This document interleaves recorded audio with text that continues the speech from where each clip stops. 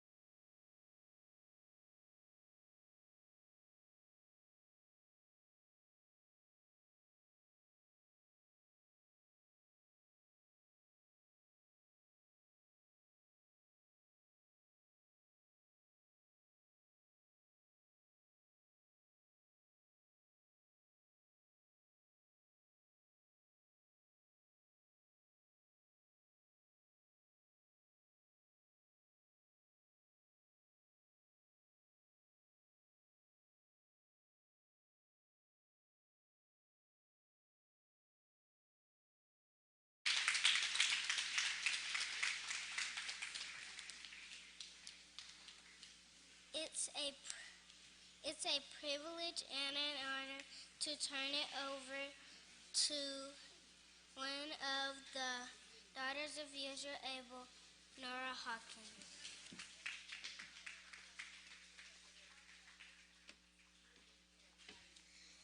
Shalom, sisters. You may be seated.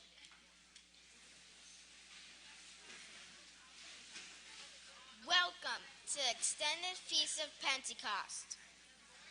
On the Feast of Pentecost, Yahweh poured out His Holy Spirit on those who were gathered together and who are reverencing Him.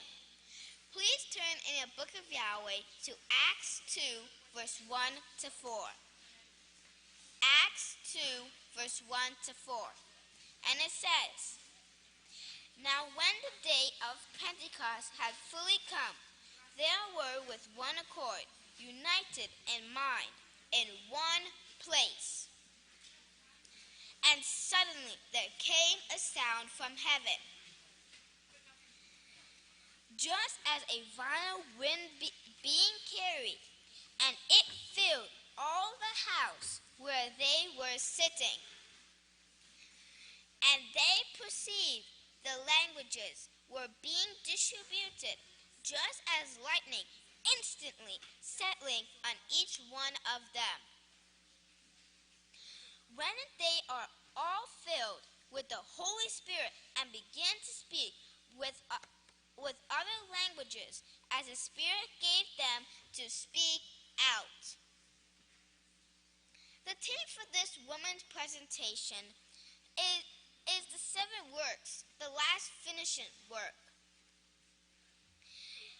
Get your pens and paper ready to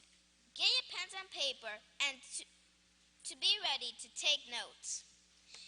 Now I would like to turn it over to the next speaker, daughter of Yisrayl, Tanaya.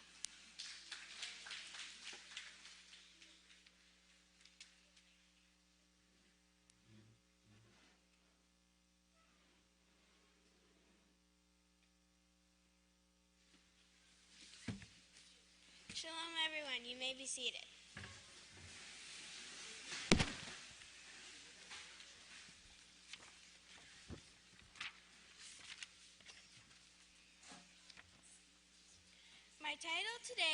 The title of my speech today is "It's Time to Ice the Cake."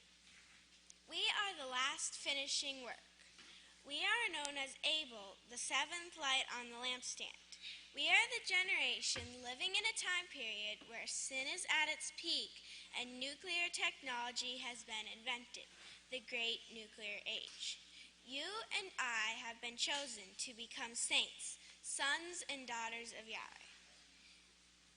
There are 6 works before us that were also chosen for this purpose. We are people who are removing sin from our lives and becoming holy at the same time as performing the greatest work in the history of mankind. Yahweh is making a cake.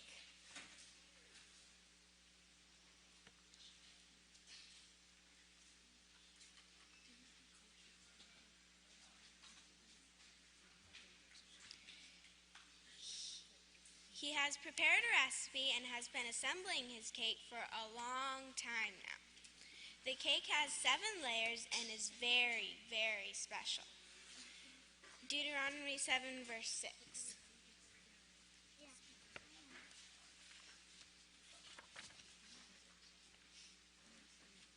For you are a people holy to Yahweh your Father. Yahweh has chosen you to be a people for himself, a special treasure above all other peoples on the face of the earth. When this cake is complete, there will finally be true peace for all of mankind. I'm going to read a quote from the book of Yisrayl 11, part 1. This is the finishing work that will take over the universe, that will bring not only health, but joy, gladness, and abundant living, and we will stop war. Each layer of this cake has gone through tests and trials to ensure that it is perfect. Yeshub 23:10.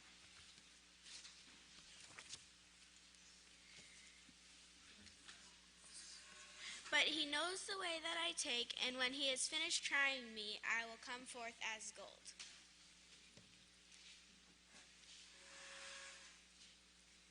Each layer of this cake, from the start, has laid a foundation for the next layers to follow. Yahweh named these layers works and saw to it that they were put together in perfect unity. Yahweh's 7-layer cake does not shake, crumble, or rock. It has not fallen when baked under high heat, in Philippians 1, verse 6.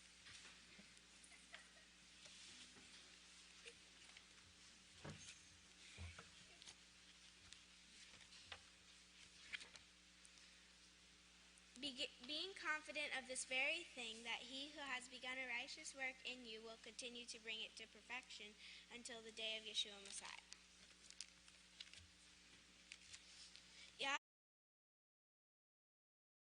Of love, 6 laws are the ingredients. Everyone looks forward to the icing that coats the cake. It is the finishing touch, the sweet surprise, the final work that makes it all worth the measuring, sifting, mixing, spreading, baking, and testing. Yahweh's magnificent 7-layer cake is at that point of completion where the 7th layer is being iced, and it's just about ready to be served. And with that, I turn over to the next speaker.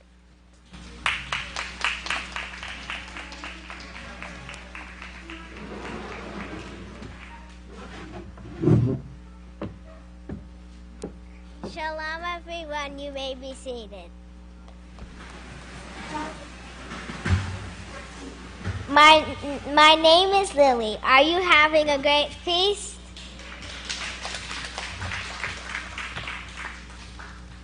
My title is Attacking Sin. Have you ever heard the saying, everything you do or say sends a message? That means everything we do or say sends a message to Yahweh or to Satan and everyone around us. We need to watch what we do or say, because if we do something bad or say something bad, it will send a message about you to others. Please turn with me to Genesis 4, verse 7. Genesis 4, verse 7, it is on page 3.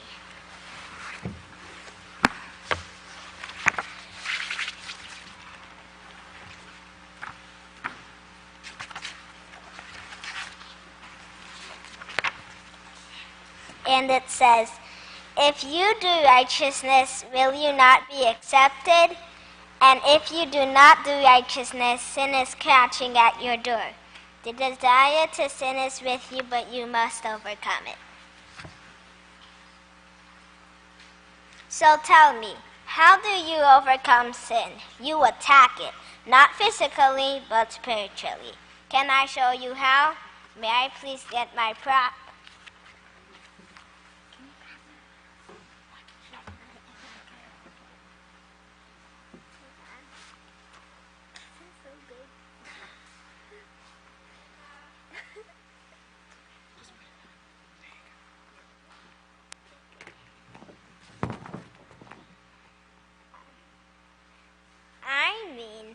If you have a thought of stealing comes to my mind, comes to your mind, I attack it.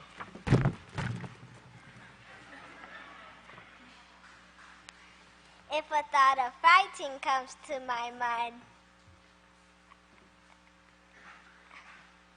if a thought of stealing comes to my mind, I attack. No, if a thought of fighting comes to my mind, I attack it. I say, no fighting, and I attack it.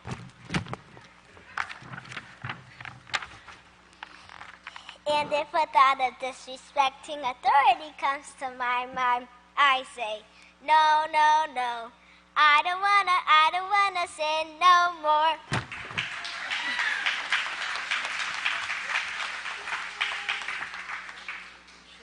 For conclusion, I want to tell you, when you have a bad thought, attack it. Put in righteous thoughts to turn the bad thought into a righteous thought. And with this, I'll turn it over to the next speaker. Have a great Sabbath!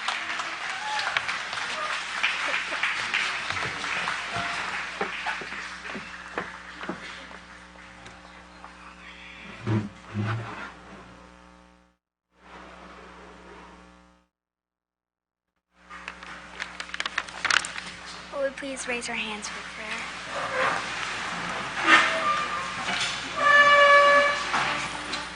Heavenly Father Yahweh, this is your daughter Zaya, coming through my head, Yakel Hawkins, the body of Kohans, the last day's witness, Yisrayl Hawkins, and our great high priest, Yeshua Messiah.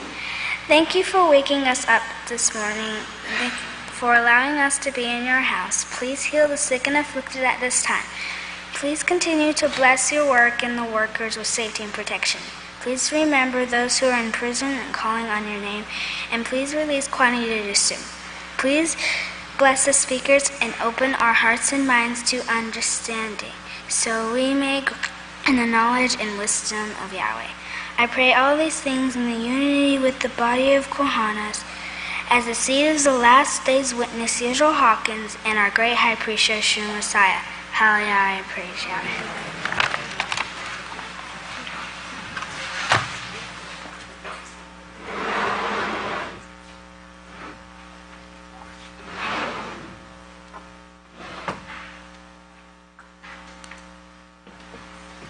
Shabbat Shalom, everyone. You may be seated.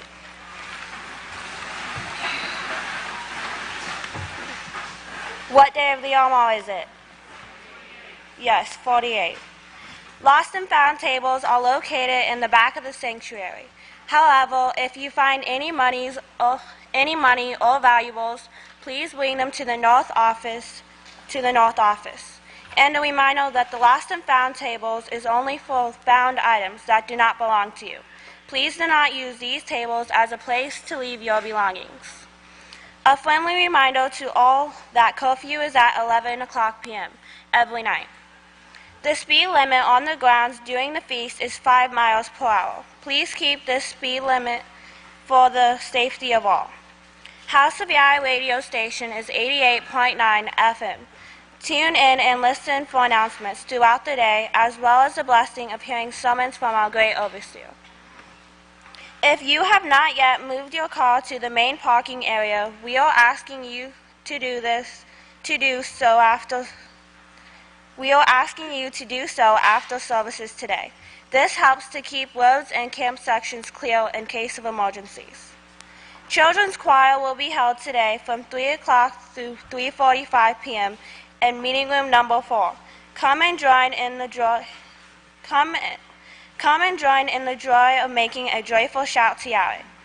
Attention men, today we will be having workshops from 4 o'clock through 5 o'clock p.m., followed by a special men's class from 5:30 through 6:30 p.m. Come get your fill of spiritual food. Women's cleanup will be held after services today. Attention sisters, it is our Maggie May kind of day. Come and join us at the peaceful scene from 4:30 through 6:30 and take part in a special brush arbor meeting, just like Pastor described he did as a child. Bring your cameras, bonnets, and dress appropriately. Don't forget your dinner pills as there's free food on the menu. Come prepared to have a great time. The women's choir will be having practice 15 minutes after the exhibit closes at the cafe dining room. Enjoy dinner and supper today at the White Buffalo Dining Center. For dinner, we will be serving hamburger gravy, mashed potatoes, and greens. Free meals will be available throughout the day. Okie burgers, fried chicken, and French fries will be served after services and after class. For those who would like to get a purple t-shirt with the Serve logo, we have a limited supply of large sizes available at the back of the sanctuary in the addition area. We also have a reading corner of articles with simple suggestions on things we can use to help improve our health. We also have the opportunity to review their articles while you are at the back of the sanctuary, at the wall in front of the nursery. Please read before and after services. And with this, I'd like to turn over to the priest of the House of Yahweh.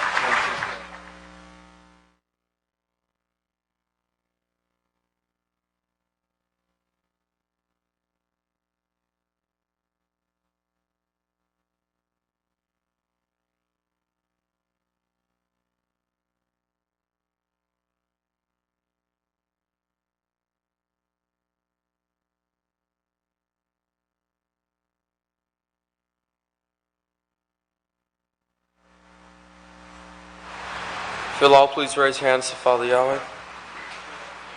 Our Father who is in heaven, is Abelin, Yahweh, seek Muksuk Hawkins. As he come before and approaches our body cons, through Abel Hawkins, their great priest, Ashmus, Aslan King. Please heal those who are sick and afflicted. Please loose Candidia from prison. Who's this pastor not to go back in jail? Who's this pastor for use of subconscious mind connection? Who's blessed the lips of the speakers that are going to be speaking today? And please help us to learn from the sermons, the classes, the workshops. Please help us to be a blessing to one another. And please help us to become just like you, Father Yahweh, in our attitudes and our actions. And I ask all these things in unity with Body Cons, Pastor Abel Hawkins, their great priest, Shalom, Yahweh, praise Him.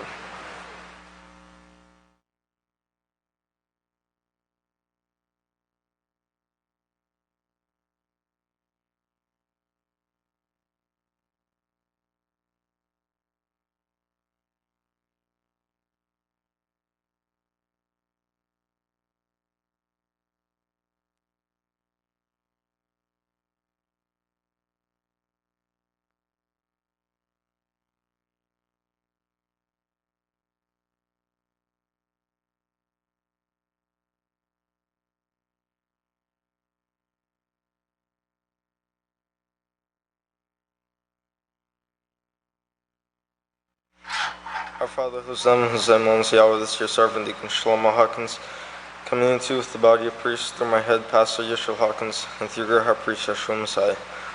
Father Yahweh, we ask for your guidance and inspiration and protection every minute, second, and hour of the day.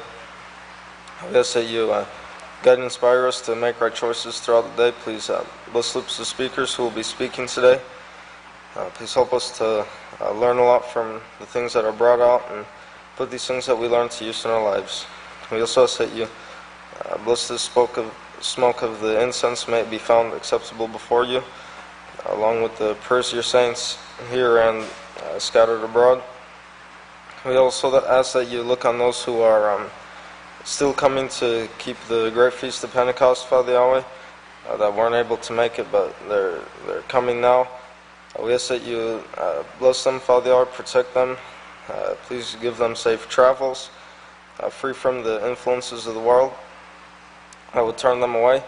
We also ask that you look on those who are sick and afflicted at this time, both mentally and physically.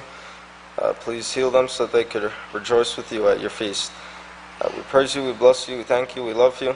We ask all these things in unity with the body of your priest, my head, Pastor Yisrayl Hawkins, and through your heart, priest Yeshua Messiah. Holy Yahweh, praise Yahweh. One quick announcement. We are asking that everyone, and yes, this means you, that we please have consideration for the workers at the cafeteria, the men's restaurant, and Abel's kitchen. Please remember that closing time is 8 p.m. Please do not show up late and expect to be served after this time. Please make necessary arrangements. Okay, the closing time is 8 p.m., so come there before 8 p.m. so that you can be served. And now I will turn it over to the great queens of the House of Yahweh.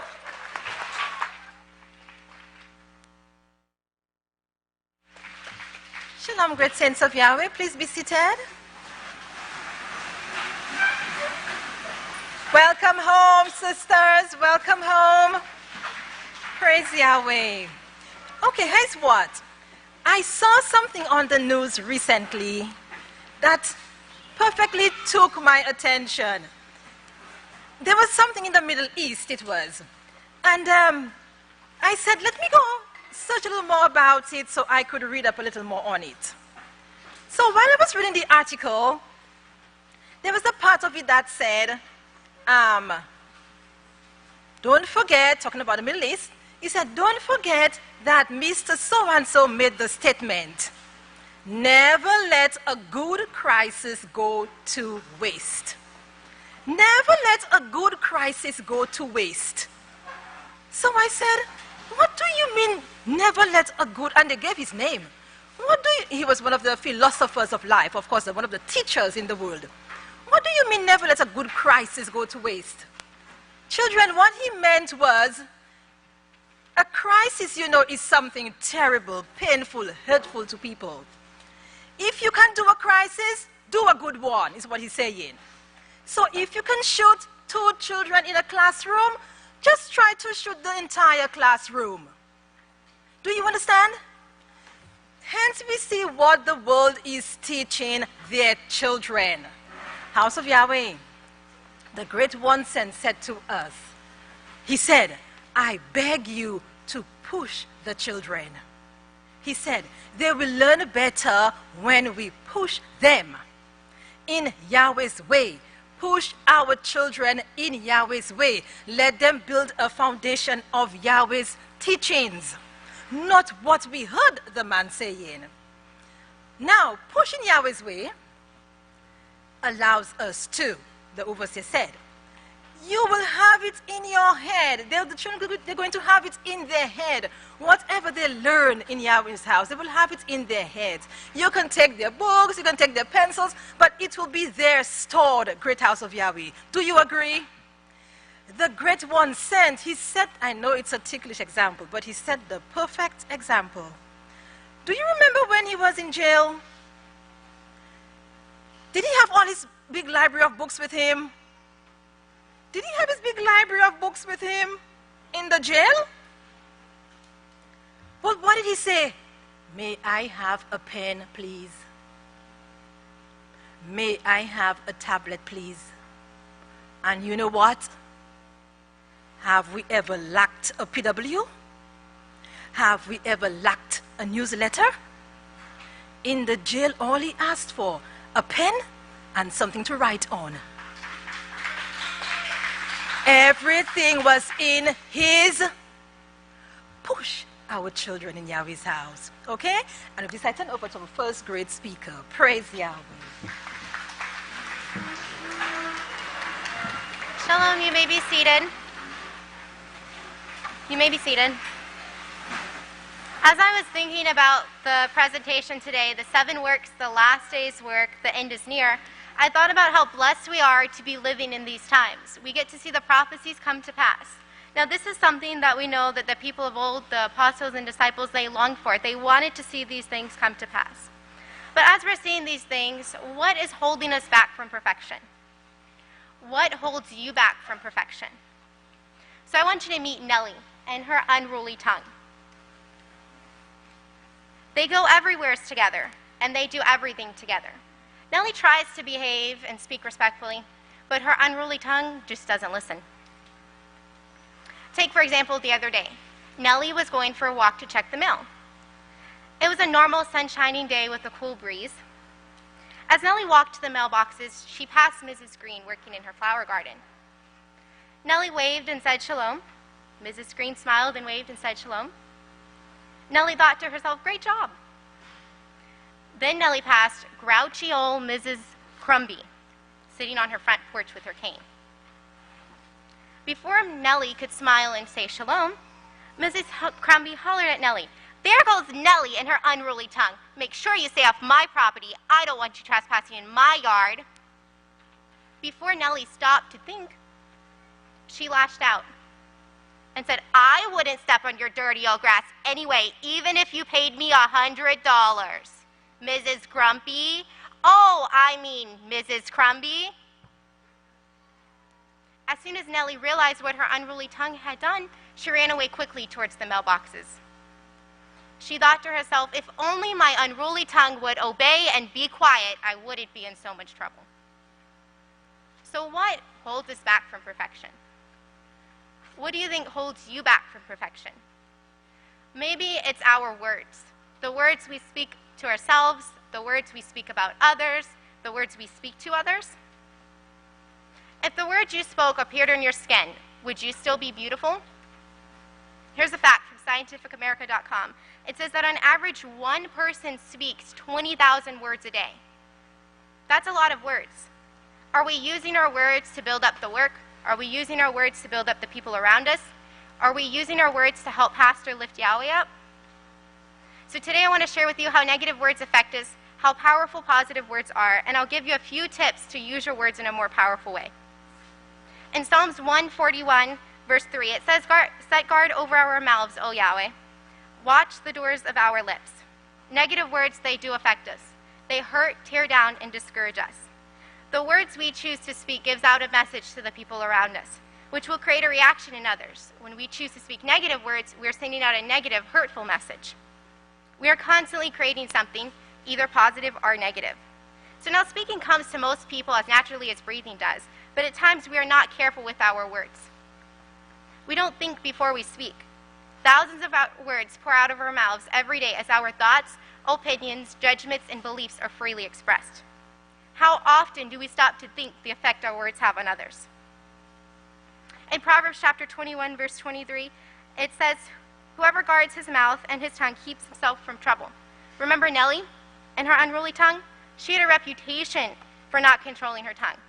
She used negative, hurtful words that hurt the people around her.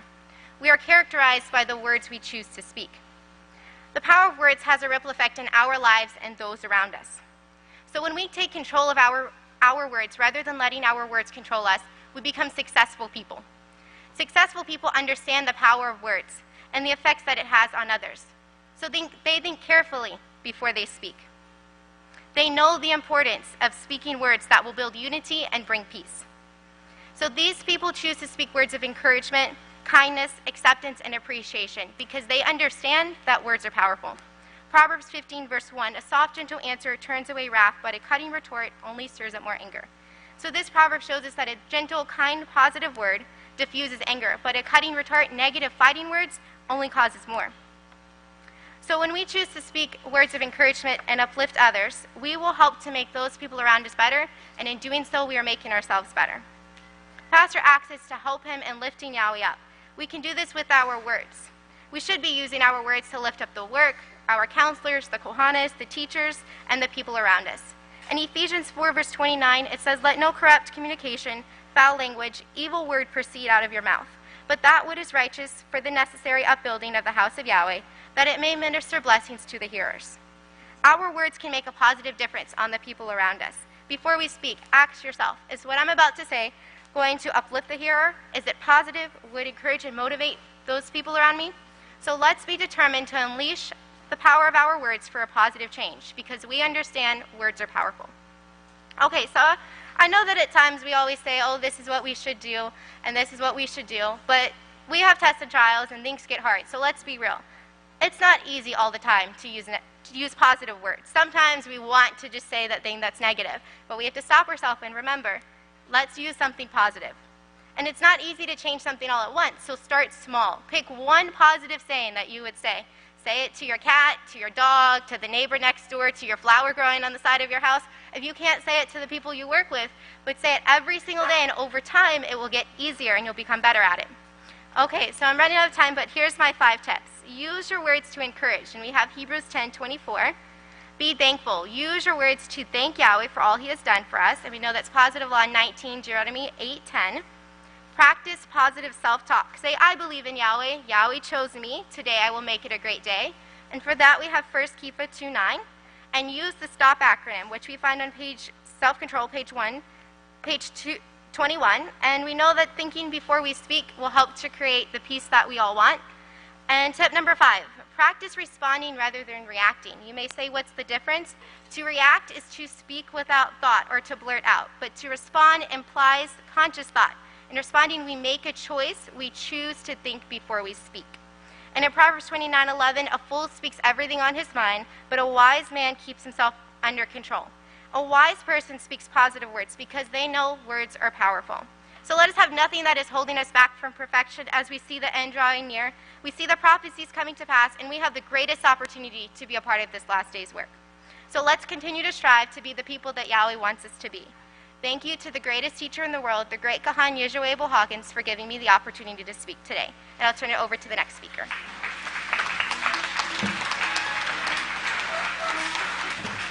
Shalom, great saints of Yahweh, you may be seated. The title of my speech today is The 7 Ties the End. The 7 Ties the End. Now, what if you wake up tomorrow morning and headlines read, breaking news, the end is here, quote, doomsday.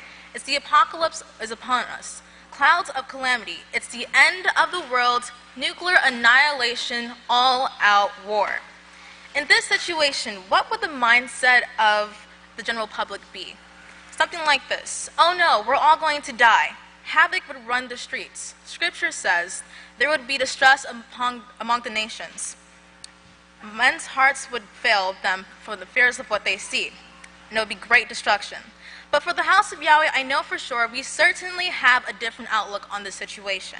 This one phrase, "the end is here," has a whole different meaning. It definitely doesn't mean the end of the world. No, the end of man's beastly government is over and will transition to Yahweh's righteous government, and we will all rejoice as we see these things. Turn over with me to Daniel 7, verse 11, found on page 679.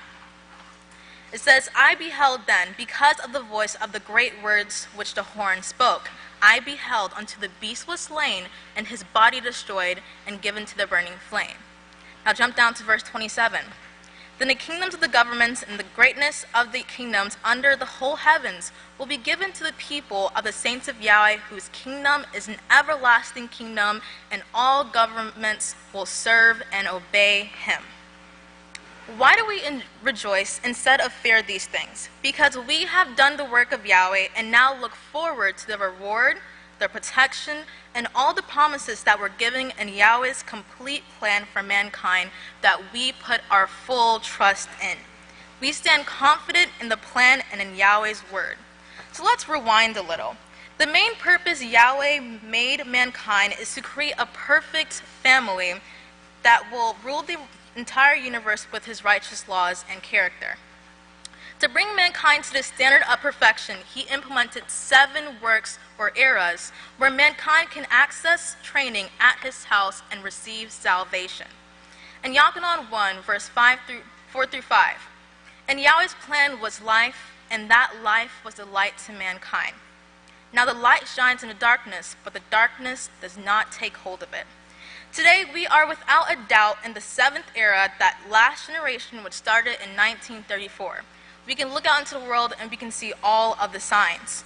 Yeshua reminded us in Matthew 24:34 that this generation will not pass away until all these things are fulfilled. This generation will see the completion of Yahweh's plan. What a great blessing. Now the question of the day: why is our work so important to Yahweh, Yeshua, and all the other eras? Because all the other lights have gone out except for the Western light. Saints, do you realize what that means? All the people who labored in the 6 other works is dead except Yeshua, and they are waiting on us to resurrect them and receive their inheritance from Yahweh.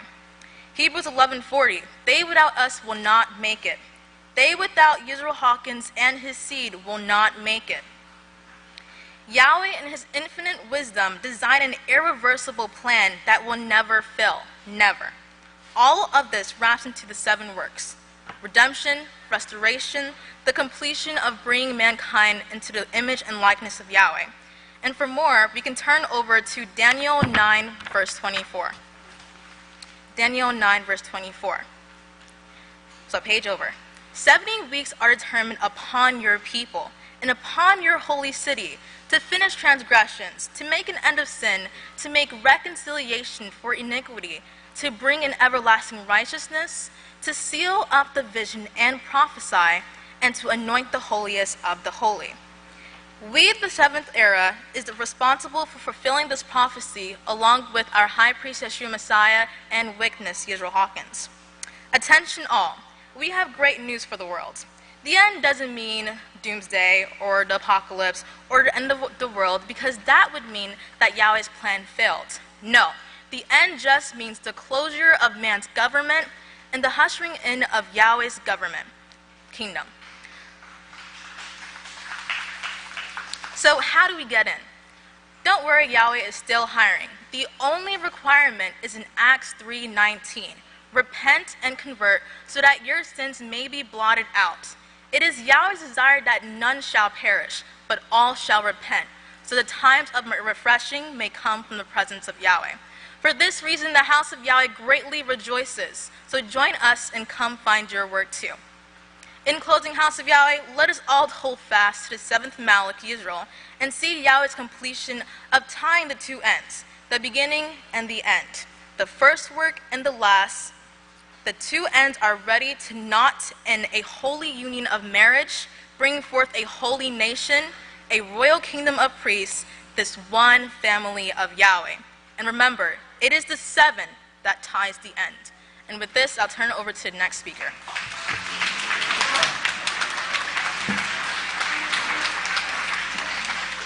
Pastor everyone, you may be seated. Okay. The title of my speech today is How Much More?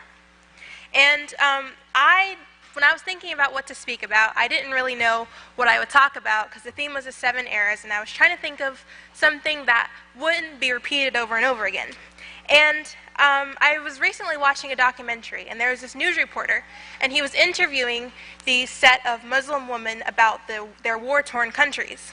And all of a sudden, the woman he was interviewing excused herself from the interview, and she joined another group of people, and they started walking in a direction.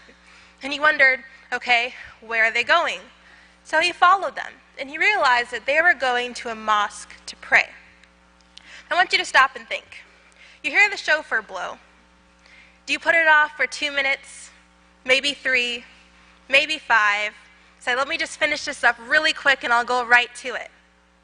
But she stopped everything she was doing. They completely dropped it and went to pray.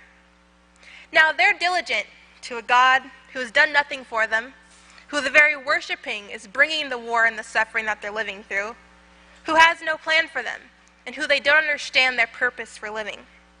And then I started thinking about all the people in Scripture, and the list is long. I tried going through and thinking of all of the people. We have Noah and the ark. We have Yosef and Miriam. We have the David and Goliath. We have Hannah. We have all of these people who built their lives on their faith and trust in Yahweh. And all of these examples, their testimonies and their inspiration and lessons for us to live by. And we're the only era that has these examples to look back on and see, are we living our lives in the same way? Now, all the 7 eras, like we're talking about, the one thing that they had in common, the one thing that kept the work of Yahweh going, is their trust or their faith in Yahweh. And in Hebrews 11, verse 1 through 3, it tells us what faith is. It says, now, the faith is the substance of things hoped for, the evidence of things not seen. For by it the men of old obtained a righteous report. Through this faith we understand that the worlds were formed by the command of Yahweh, so that things which were not in evidence are now seen coming to pass. And we see that all their faiths were reflected in their works, like Jacob says, faith without works is dead. And through all the examples in Scriptures, there was one that really stood out to me, and it was the example of the Shunammite woman. And it's in 2 Kings 4, verse 8. And I'm not going to read it, I'm going to kind of paraphrase it. So if you want to read it, you can follow along. It was about the woman, and she invited Elisha to her house, and she gave him food and a room to rest. And Elisha sent his servant to the woman to say, okay, thank you, so what can I do for you? And the servant said to Elisha, well, she has no son. So Elisha sent the message to her and told her, at the season of the time of spring, you will hold a son. And she said, okay, don't get my hopes up. But she did, and he grew. And one day he was out in the field helping his father, and his head began to hurt. So they brought him to his mother. And she sat there until noon, and he died. So she set him on Elisha's bed. I want you to notice what she did. In this time, her child died. Her first thought was to run to the man of Yahweh. And she fell at his feet, and she said, did I ask of a son from you, my ruler? And Elisha sent his servant, and he went and he laid his staff on the face of the boy. And there was no response. Now, I want you to think, she's standing there watching her son not move, expecting that this man of Yahweh, trusting that this man of Yahweh is going to help her. Now when Elisha arrived, he went in, and he prayed to Yahweh, and he stretched himself upon the boy, and he grew warm. And then he called the mother to come and take him. And she fell at her feet, and she bowed, and she took her son. Now imagine the faith it took to stand by, and when we think nothing's occurring, when we think times are hard, is our first thought of Yahweh? Is our first thought to look to the man of Yahweh? Is our first thought to reflect upon the promises that were given to us in Scripture? Her faith was reflected in her servants, in her obedience, in her humility, her thinking positively, her determination, and her thankfulness for the blessings that Yahweh had given her. When the times got rough, she didn't question the promises Yahweh gave her. She didn't question her faith in Yahweh. She looked to the man of Yahweh to see what she could do to turn the situation around. So our faith, likewise, is reflected in the little things. We're blessed to be a part of Yahweh's house, to have a father, to be able to come to the classes, to have clean food, all the things that we sometimes take for granted. So do our actions reflect our faith in Yahweh? Do they show him that we appreciate and we understand all that his house has done for us? Now the prophets and apostles, they were sawed in two, they were beaten, they were stoned. Yeshua was nailed to a stake, but none of those things wavered their faith in Yahweh. So I want you to ask yourself, how much more willing should we be in these last days to serve Yahweh? And with that, I turn it over to the next speaker.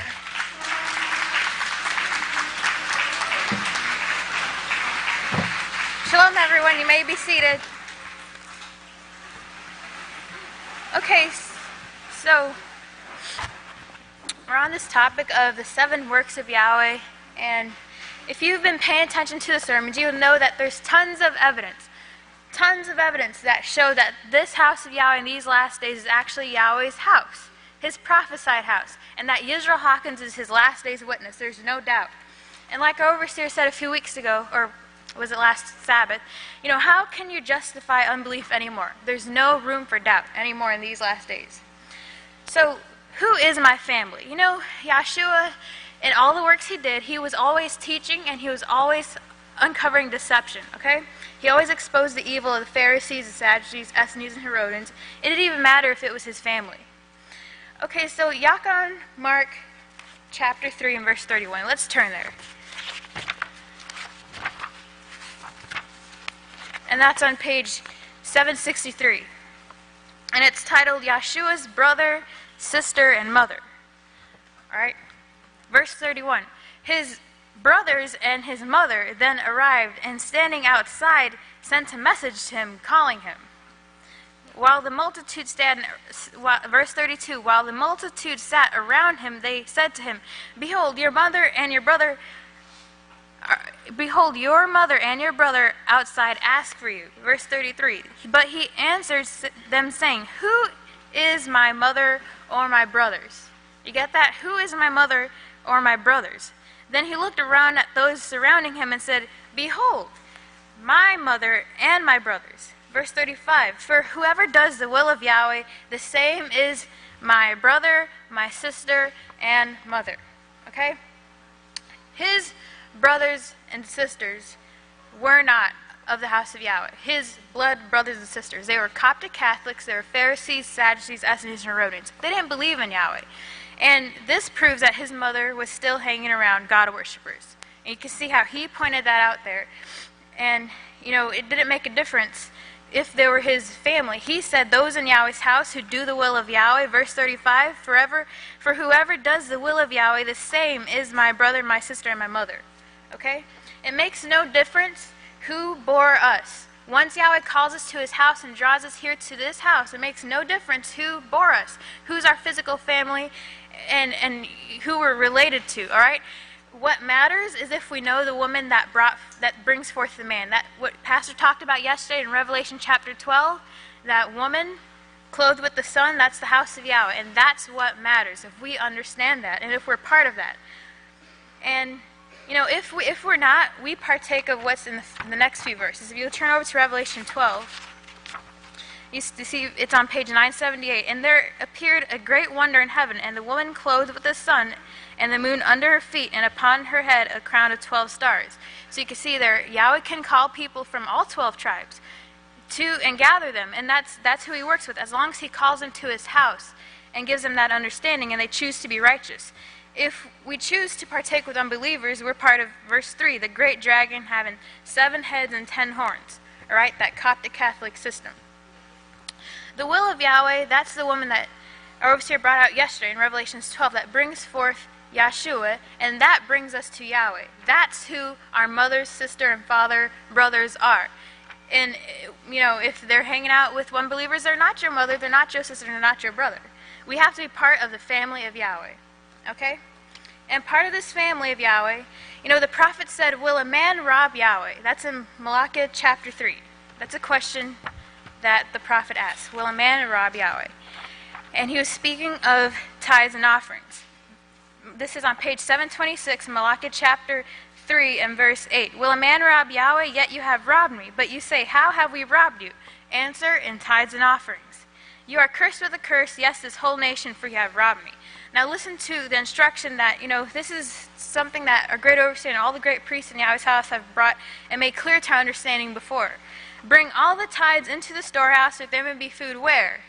In my house, in Yahweh's house. And prove me now in this, says Yahweh of hosts, or Yahweh our Father, if I will not open the windows of blessings, open the windows of heaven for you and pour out a blessing, that there will not be room enough to store it. Okay? This family of Yahweh, he set up a system with his laws on how to take care of this family, and that's through paying our tithes and offerings.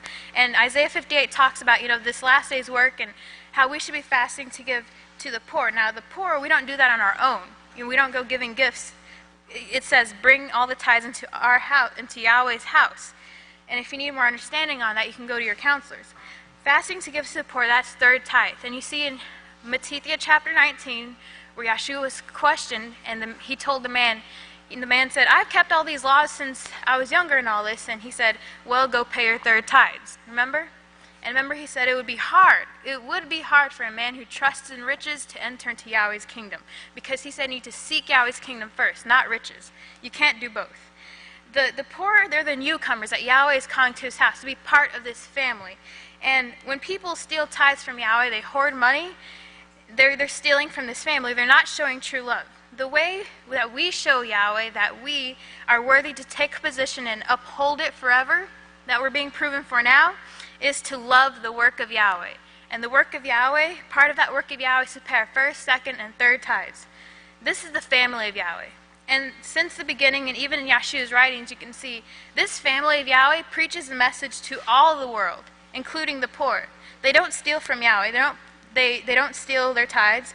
And if you are hoarding stolen money from Yahweh, remember what the scripture says. I say this to you, let him who stole steal no more. Let's get rid of this evil of the gods. Keep Yahweh's law and put your whole heart into Yahweh's work. Okay? Yahshua said, where your treasure is, there your heart is also. And we want to be part of this family of Yahweh forever. The kingdom of Yahweh, the habitation, the home. This is our home. Remember? We don't want to hear what it said in Matthew 7:23. Yahshua said, get away from me, you who practice iniquity. Okay? Because that's what he said to his brothers and sisters. I don't know you. You're not my family. My family is the ones who are here worshiping Yahweh and support Yahweh's work. All right, so we're going to have a great rest of the feast. Looking forward to Pentecost. And with this, if y'all please stand, I'm going to turn it over to the next speaker.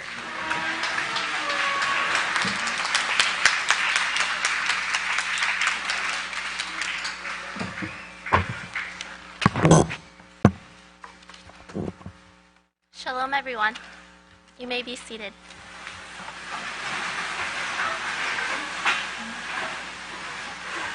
The title of my speech is Evaluate Your Goals, Knowing that Yahweh is in Full Control. Today I really want to talk to people my age group, but this does apply to everyone, so please don't leave the sanctuary. Okay, so what does it mean to us that Yahweh has called us here to his house? What does it mean to us? What does it mean to you that Yahweh called you? Because right now, before Yahweh on the sea of glass, at this very day and at this very moment and at this very second, we're either building our future or we're tearing it down. We're either qualifying for something or we're disqualifying ourselves. Life is not about the here and the now. It's not about that temptation that Satan is putting in front of you, or maybe that we're putting in front of ourselves. It's about the type of character that we're forming or that we're destroying. It's about who we're becoming. And the fact that we live in a messed up world, or that we're young, or whatever excuse we want to give ourselves to partake in foolishness, it's not an excuse to behave like the gods in Genesis 3:5. Psalm 4 verse 2 says, "How long will you love vanity and seek after a lie?" Our overseer said on 2/10/1990, he was reading Ecclesiastes 12:1, he said, "Remember your Creator." Now notice, in the days of your youth. There are many young people here today. You know, brethren, Yahweh has used young people throughout the centuries, those who would turn to him. You remember David, King David? When Yahweh chose him, he was a little bitty, lowly farm boy. And Yahweh brought him up and made him king over Israel. He can do the same with any young person here. And this is the instruction that Solomon, this is the instruction, the wisdom that this woman, this queen came to see. And it's being freely written for you and taught to you here. Will you stand condemned like the Pharisees, or will you pay attention and start trying to let Yahweh use you and see what the world will get you if you follow it? Remember Yahweh in the days of your youth, before the days of trouble come. He's talking about the wisdom of Solomon and how Yahweh used young people. But how can we get to that point? How can we get to the point from being influenced by Satan to being influenced and used by Yahweh? We have to study the every word of Yahweh and apply it. We have to humble ourselves and go to counseling. And we have to realize we don't know everything, like our overseer brought out a few weeks ago. We have to make the kingdom real to us, as real as the hand on the end of our arm. And know that we knew nothing before we came to the House of Yahweh. Maybe we should trot ourselves to the mirror and ask ourselves a question. Is the kingdom of Yahweh real to me? Is it real to me? Because I would bet if the kingdom of Yahweh was real to us, some of us would not be sitting here listening on the Sabbath and then going and partaking in foolishness or listening to worldly music or whatever it is that you're falling into. We've heard it all of our lives. The kingdom of Yahweh is coming. But do we realize one of these days it's actually just going to be here? There's not going to be no more, the kingdom of Yahweh is coming, the kingdom of Yahweh is coming. It's just going to be here. So we must make up our minds. Just as sure as the house of Yahweh was established in these last days, we can establish goals for ourselves. We can make up our mind to become or unbecome anything that we want to be. We can determine, I will or I will not do this. I will not gossip about people. I will read my book of Yahweh. I will not look at the Hollywood gods. In Job 31:1 it says, I made a covenant with my eyes that I will not lust after foolishness. What foolishness? Things that take us away from Yahweh. It's better to never let foolishness of the world into our mind than to have to clean up the aftermath from it in our mind later. And even if we've fallen short, remember, we can change, and even if no one else sees that you're changing or the righteous things you're trying to do, you have a Father in heaven who knows, who sees all things. Psalm 6 verse 8 says, I have set Yahweh always before me. We should have this same mindset. Our overseer said the more we study, the more we will want to crave it, and the more righteous we'll become. So the next thing that's very important to evaluating our goals is having standards, okay? We have to stay true to the person Yahweh is making us into. We should come to the Sabbath like we care. We must make our minds up to have standards as to how we present ourselves when we come to Yahweh's house on his Sabbath day. You don't just walk up in here any old way on the Sabbath. We have to make sure we take a bath, iron our holy garments, wear our best clothes, come with our book of Yahweh, but most importantly, come with a righteous mind. Not a mind filled with sin that we want to keep telling our friends about some foolishness that we listen to on YouTube or whatever. So we have to come with an attitude. I'm not done. An attitude of servitude. Not just any attitude. But what makes you important? What makes us important? Is it something that we're proud of? That you want to act like you're better or we're better than anyone else? Or is it what Yeshua said when he said, the greatest among you, let him be your servant? Not someone who lifts their self up as a god. No, someone who is serving the servant the most. We should be like Pastor. We should be like Yeshua. We should show Yahweh we have no hatred in our heart for anyone, no matter what they've done to us or wronged us. So I want to leave us with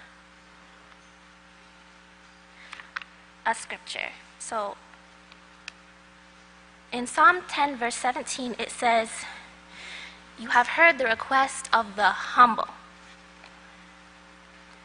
So the greatest goal that we can set is to become close to Yahweh. And in Psalm 3, verse 5 and 6, it says, "We lay down and slept, then we awoke, for Yahweh sustains our lives.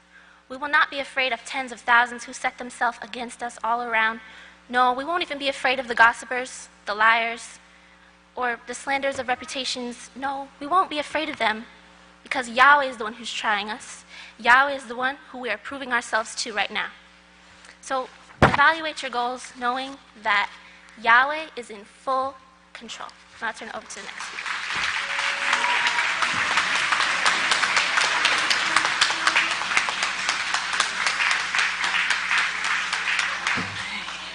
Shalom, everyone. You may be seated.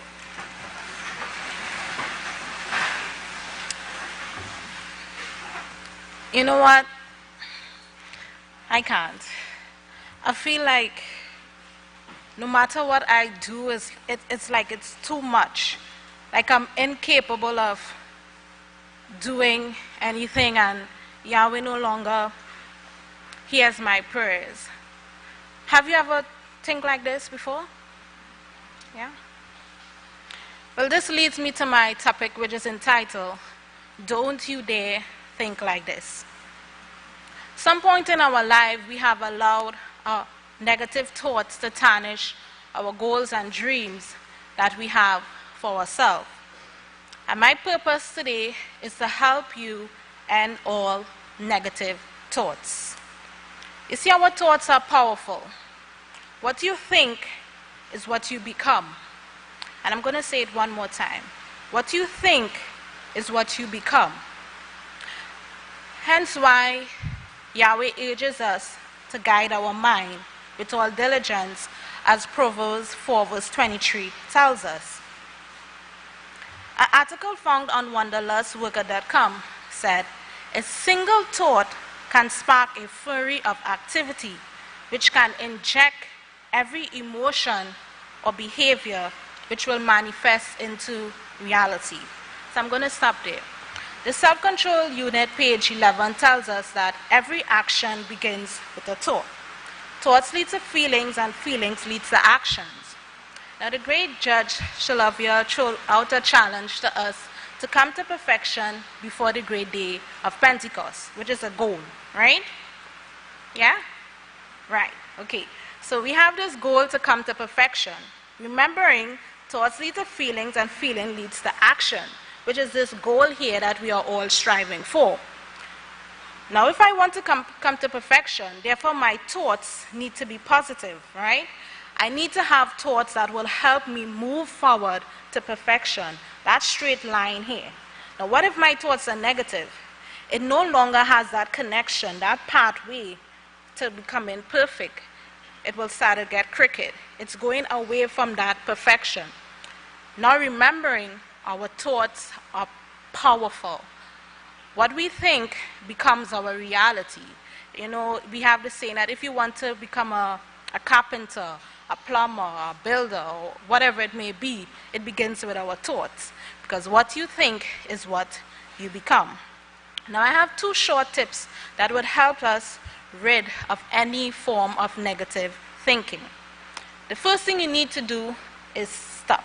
Because we all know whatever challenges that we face, that thought always comes rushing in, right?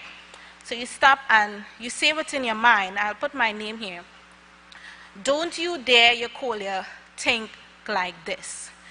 And I like to read Isaiah 64 verse 4, which says, "For since the beginning of the world, man have not heard, nor perceived by the ear, nor has the eye seen any source of power other than our great Heavenly Father Yahweh."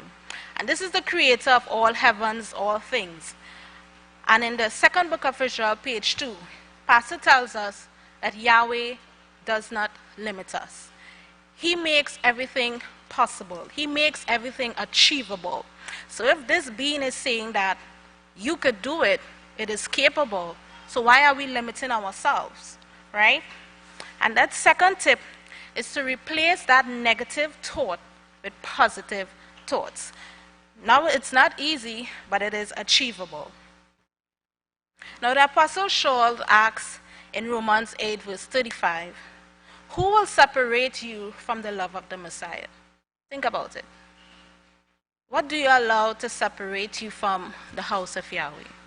Tribulations, stress, trials, even negative thoughts.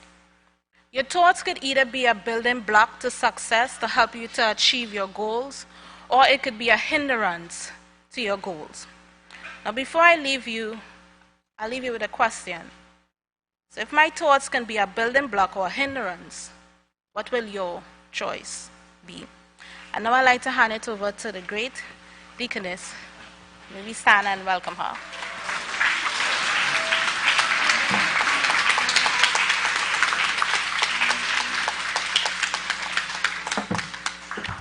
Shalom, everyone. You may be seated.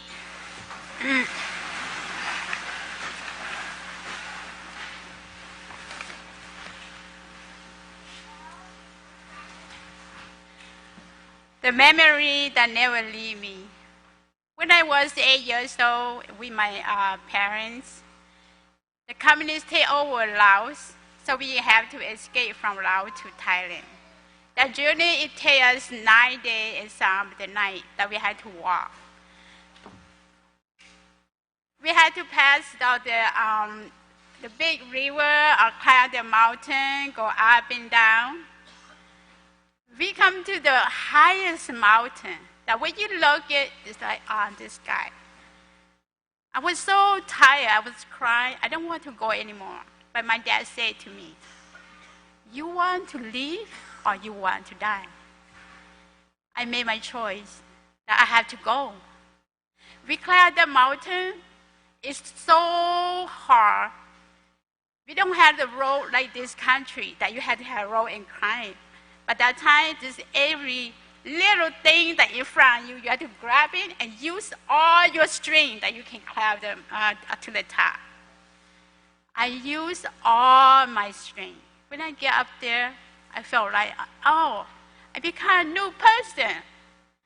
I am alive. But I looked down there, I said, wow, that's not that hard. I can try again. So that's really encouraged me. But now the higher mountain, and this last day, that everyone wants to climb. That's why we are here. It's in Isaiah chapter 2, verse 2.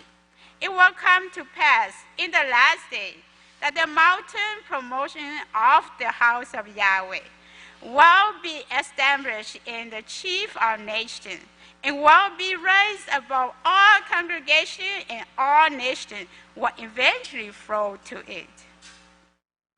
This is the last day of the mountain that we have to use all our strength to climb to the top.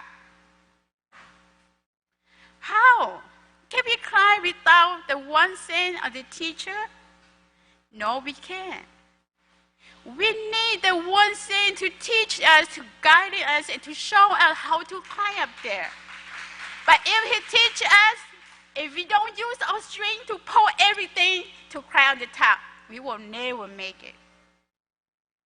In Zechariah chapter 6, 12 and 13, speak to him and say, this is what Yahweh of hosts said.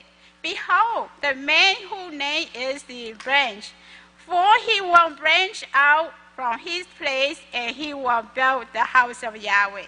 Yes, he will build the house of Yahweh. He will bear glory and will sit and rule on his throne. He will be a priest upon his throne, and the council of peace will be between them both, between Pastor and Yeshua. They are the ones that teach the peace. Nobody else of the world that teach the peace.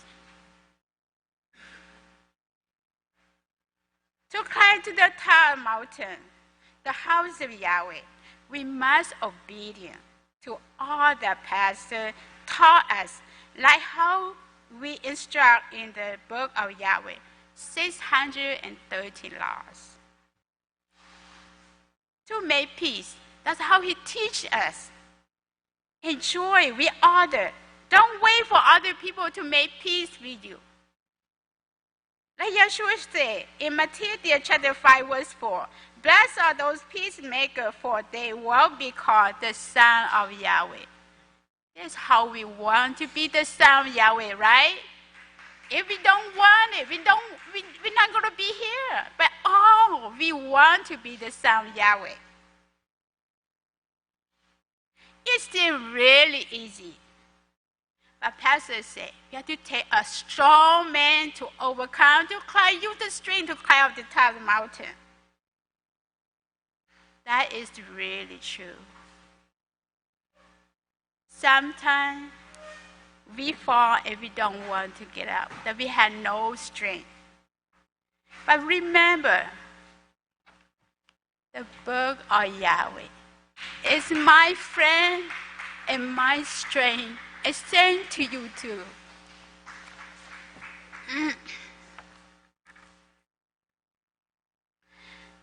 Search it. Yahweh's way is perfect. The law of Yahweh without fault. He is a shelter to all those who take refuge and trust in him.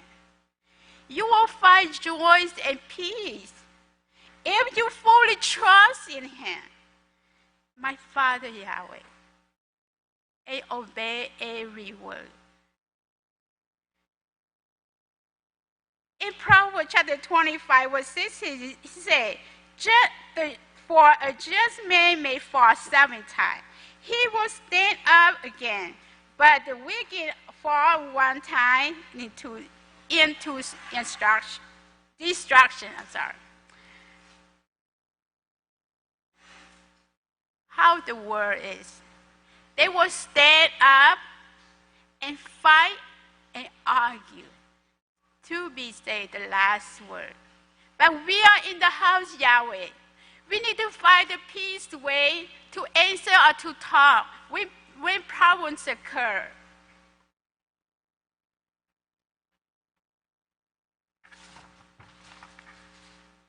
In Jacob chapter 1, 2, and 4, my brother, count it all joys when you fall to varying temptation.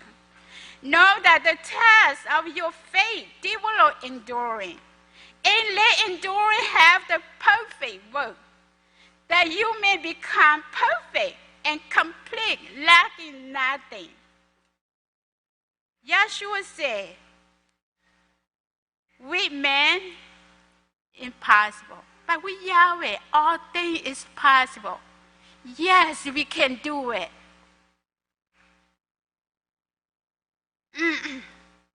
Remember, it was said, he will be with us. And he will never leave us. And he will go ahead with us. And he will never forsake us. This is what the trust that we're going to have in our heart all the time. Just like Yahweh said, I set up life and death before you. Just like my father said to me, you want to live or you want to die? That's what we're going to choose the right choice to climb up the mountain so we can be able to be alive. Thank you.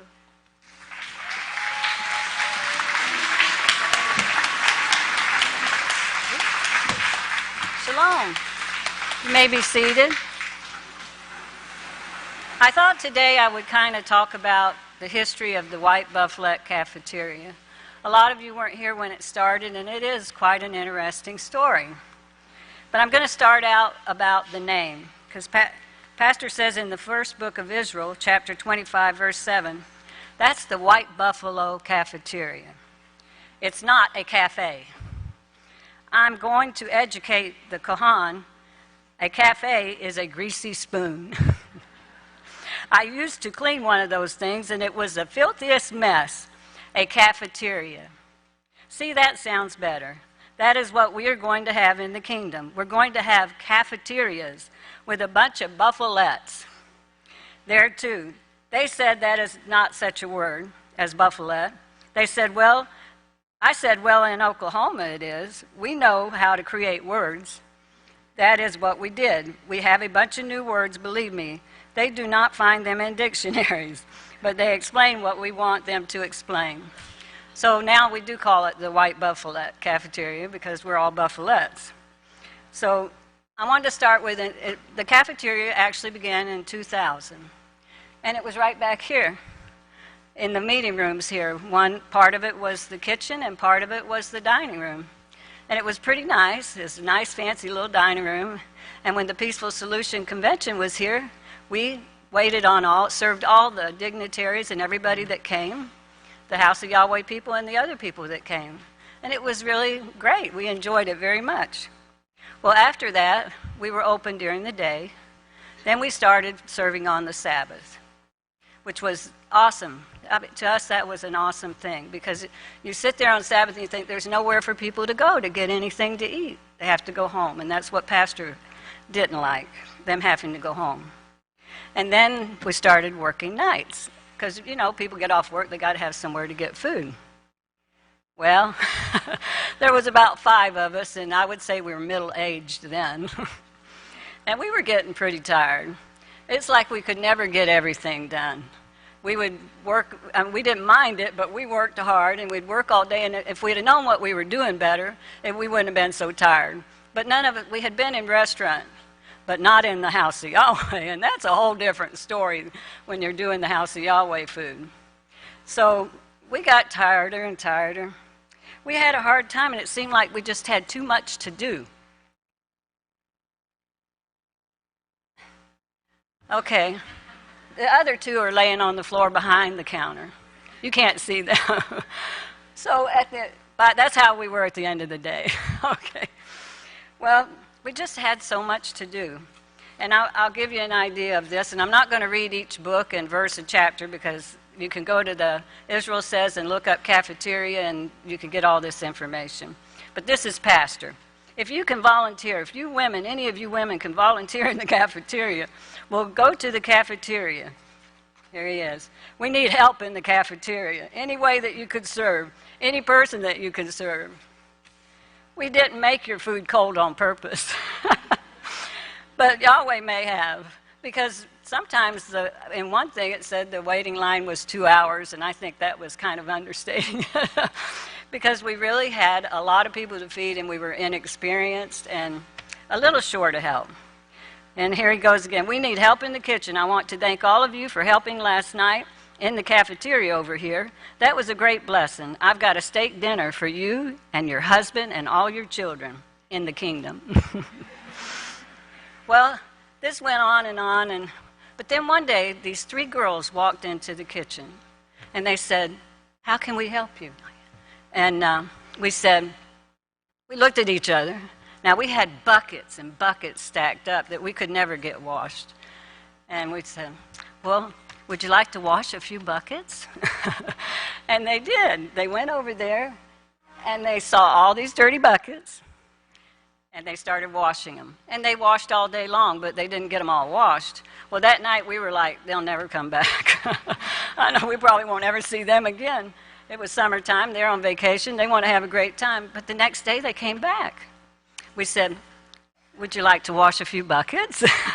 "Sure, we'll do whatever you want." And they did. That whole summer they washed our buckets, our dishes. They hauled our storage. They helped us in any way that they could. And our storage was across the road, up stairways, so that was a real blessing. Well, they finally got all those buckets clean.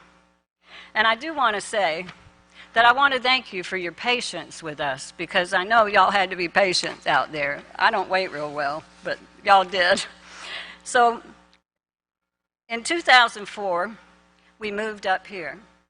It was supposed to be the Feast of Unleavened Bread, but when we moved everything, one night all the women came at a class, and we moved everything up that we could move, and then the next day we moved it all back because things weren't quite ready.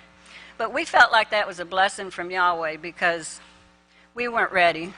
I mean, it was hard to leave here because we could walk right out. The stage was over there, and we could see Pastor and everything when he came out. So it wasn't easy, but we rejoiced to have our new kitchen. And we ended up moving at Pentecost. I asked those girls a few years later, what? Because they're all grown now, they married, got children. What possessed you to come to that kitchen? And they said, we wanted to be office aides. And Kahanya Didia was over the office aides at that time, and he said, if you want to be office aides, go help them old women at the kitchen. Well, we weren't old then. And they said every time he saw them out messing around, he'd say, get up there and help them old women at the kitchen. So they decided we might as well just stay there because he's not going to let us out. Now, I want you to know many families have come to the feast and on Sabbath, and these girls came until they were old enough, and now a lot of them work in the cafeteria in different areas of the work. I can remember 2 little girls that used to come from Oklahoma. They were little, and they would just come running in, and we want to help, we want to help. They come with their mother, and they would help us. I remember Fort Worth girls coming and helping us. Every area from the islands, Kenya, some stay, some are old enough to stay. Some just can only come for feasts and Sabbaths.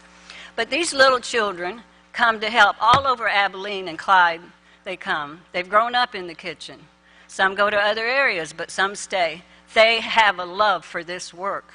These girls do, and that's what you have to have.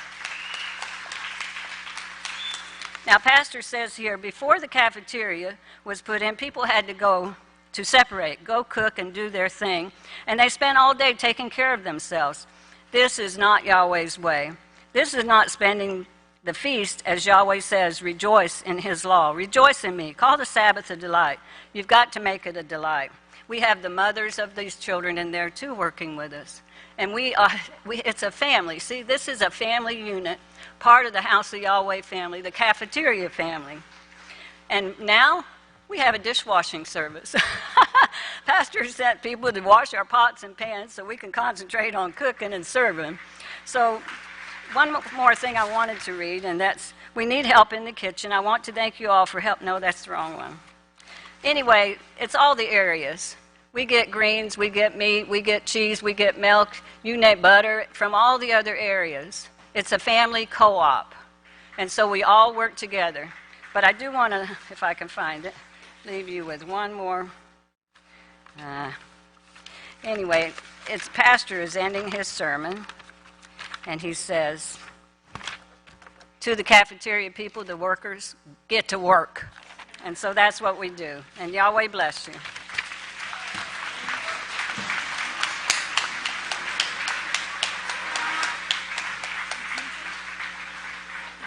Shalom, saints of Yahweh. You may be seated. It's great to see everyone. The first fruits of Yahweh, praise Yahweh. Up on the screen, you'll see the title of this speech is Where's Yahweh's Last Day Witness Going with the Ephah? And just what is that ephah? The Strong's number for ephah is, in the Hebrew, 374. And it means a measure for grain. A measure. So is the overseer running around with this measure of grain, which is 23 liters of grain? 23, the father of gathering. So I thought about, what does this have to do with the ephah?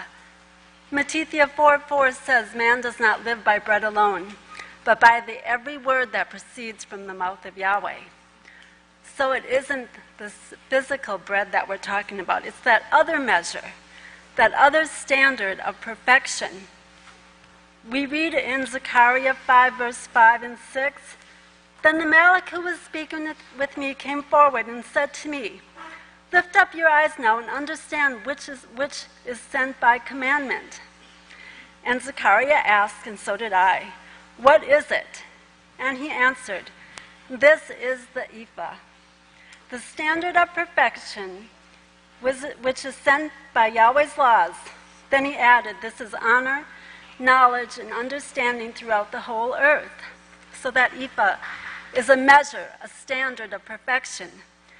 In Matthew 19:17, someone asked Yeshua a question, and Yeshua answered, Why do you question me about righteousness? There is only one who has the standard of perfection, and that is Yahweh. If you want life, keep his laws. The overseer of the last days House of Yahweh says the same thing. If you want life, keep Yahweh's laws. They are in one accord, in full agreement, just like we are here at the House of Yahweh. We desire to be in full agreement with Yahweh, Yeshua, and our Anointed One. Now, the ending phrase in Matthew 4:4 says that proceeds out of the mouth of Yahweh. Just who is this mouth of Yahweh? In Revelation 10:7 it says, "But in the days of the voice of the seventh Malach," or the seventh messenger, as declared to his servants the prophets. So our witness, Israel Hawkins, is that voice, that mouth of Yahweh.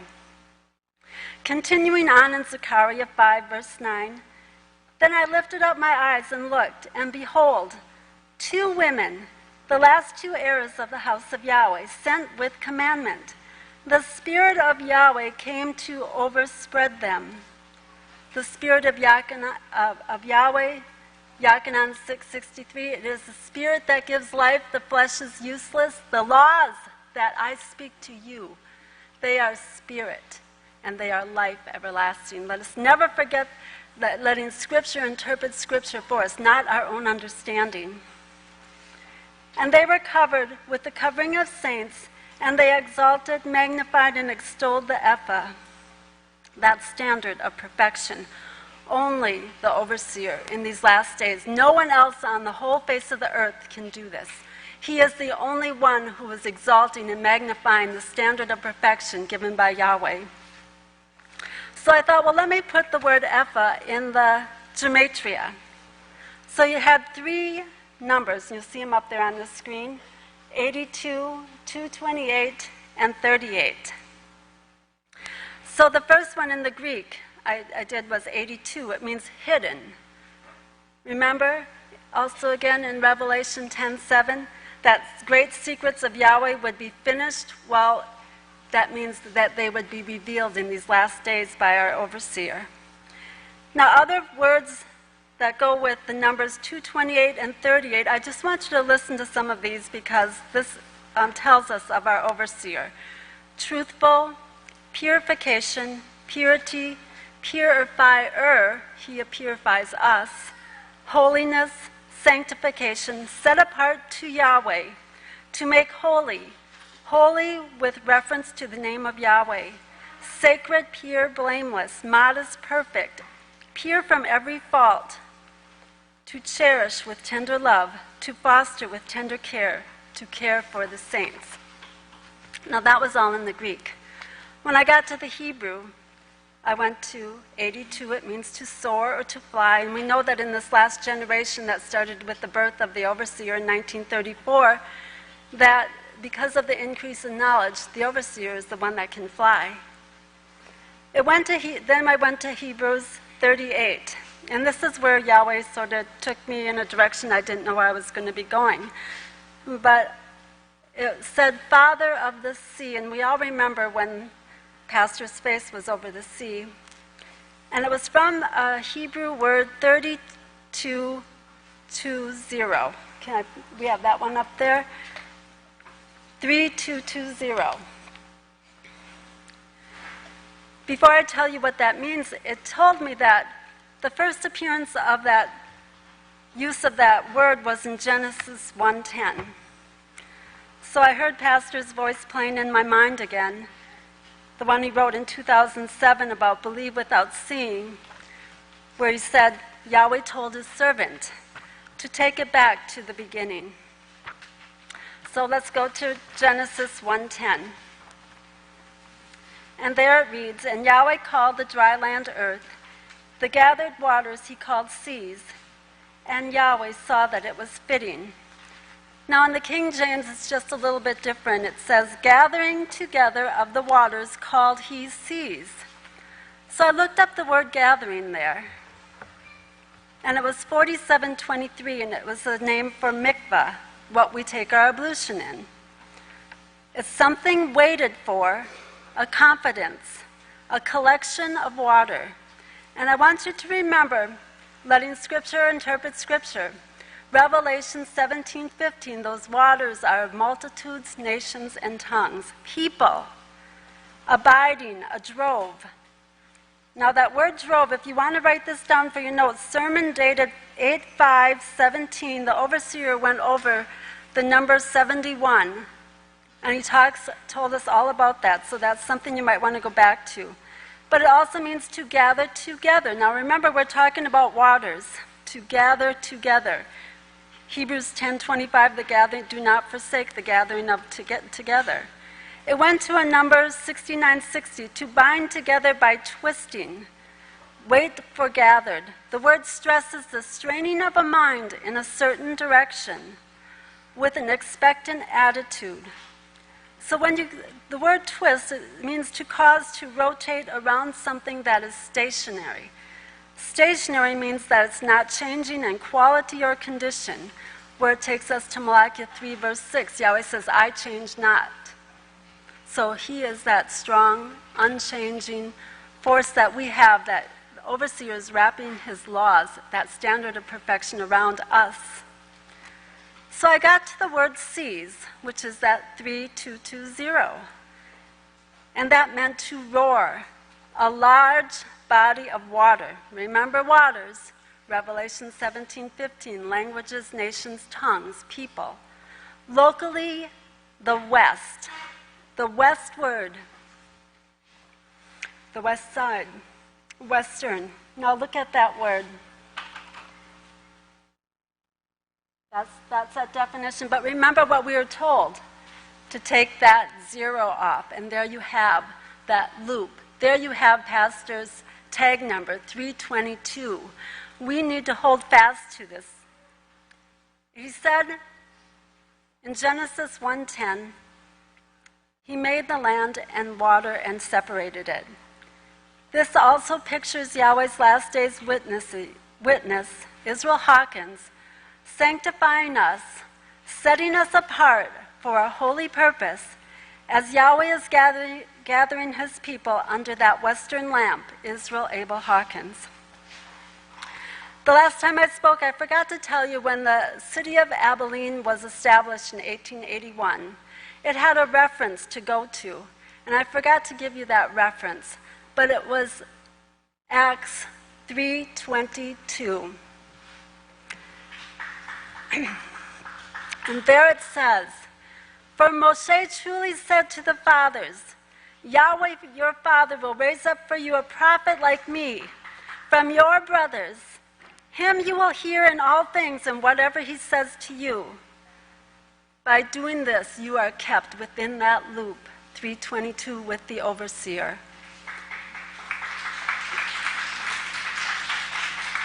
But it's your choice, and Yahweh also sets that before you. Verse 23, for if you don't choose to do what he says, then you will destroy your own self. But as Romans 11:26 says, our deliverer is here. Israel Hawkins has given us the ephah, the standard of the perfection, and we desire to stay under that western lamp. May Yahweh be glorified, and I turn it over to our next speaker.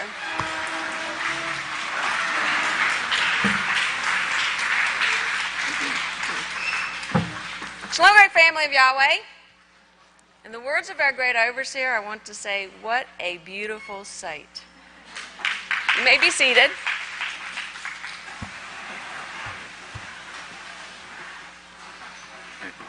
I'm not going to give you my title in the beginning. I'll give it to you in the end. Okay, let's begin in Psalm 133, verse 1. I know that's a very familiar scripture to everyone. It reads, behold, how right and how pleasant it is for brothers and sisters to dwell together in unity. How right, and you see the side note there, that's Pastor's note right there, how righteous and how pleasant, how pleasing it is, not only to us, but to Father Yahweh, how righteous and how pleasing it is to Father Yahweh that we dwell together in unity. And what an awesome blessing to be given some additional days to celebrate this feast of Pentecost, having more time to come to that unity which Yahweh desires of us. Now I'm going to, in the 15th book of Yisrayl, chapter 25, we're going to look at what the overseer says here. And this is verses 42 and the first sentence of verse 43. But I want you to focus on unity. I want you to get your minds on unity. Get your minds on unity. Now I'm reading what's underlined here. But you have to remain strong. You've got to remain faithful. You've got to be obedient. You've got to be in unity. Yahweh's going to prove unity. Now let's look at that word unity. That word unity is a Hebrew word, 3162. And in this verse here, you'll see in this verse, Psalm 133:1, you'll see some of the meanings of that word. To be one with Yahweh, a unit. And a unit means one, as in one body. Let's look at Ephesians 4, verse 4.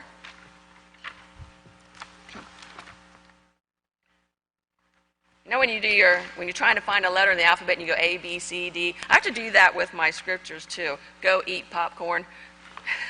Galatians, Ephesians, Philippians, Colossians. So that'll help you. In Ephesians 2:2. No, I'm sorry. Ephesians 4:4.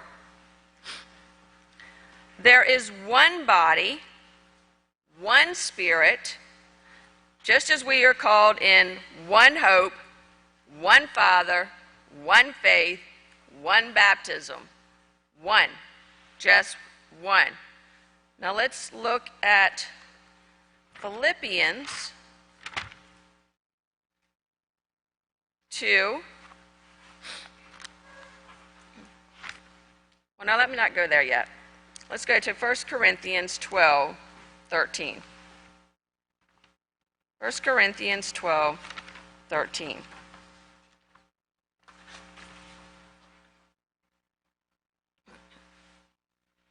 Sorry, 12:12.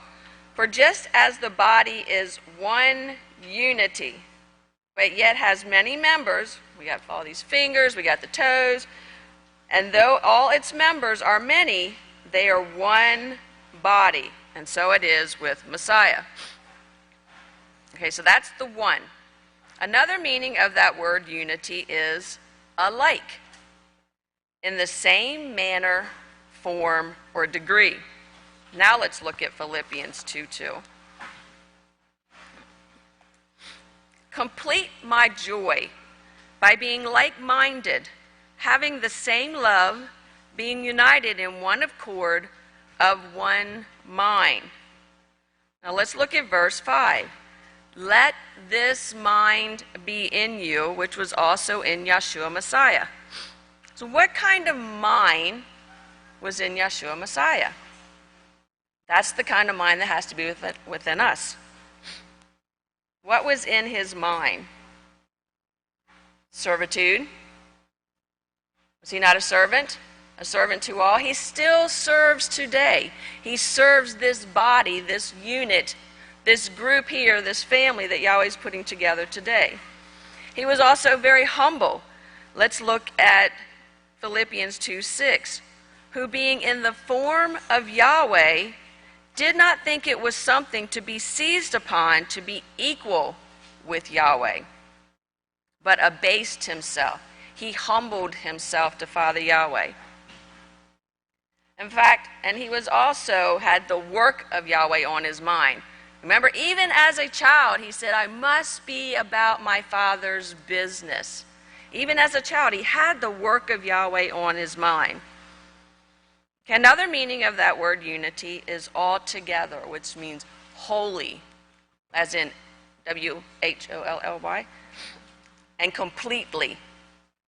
And the great Kohan Shaul yesterday said, speaking of the work of Yahweh, which is on Yeshua's mind, that's what's in Yeshua's mind, put your whole heart, your whole heart, mind, and desire toward the work of Yahweh, which we were called to do. We were called to do this work. That is our calling, to do this work. In fact, we were given to Yisrayl Hawkins, yes, we were given to him to do this work, to assist him in this work. Now, Yahweh has a pattern. Remember, when Moshe was receiving the Ten Commandments and the children of Israel said, he delayed, make us a God. What did Yahweh say to him? He said, go down to your people. These are your people. We are Yisrayl Hawkins' people. And also, Yeshua said, he said, the people those you gave me, I did not lose one.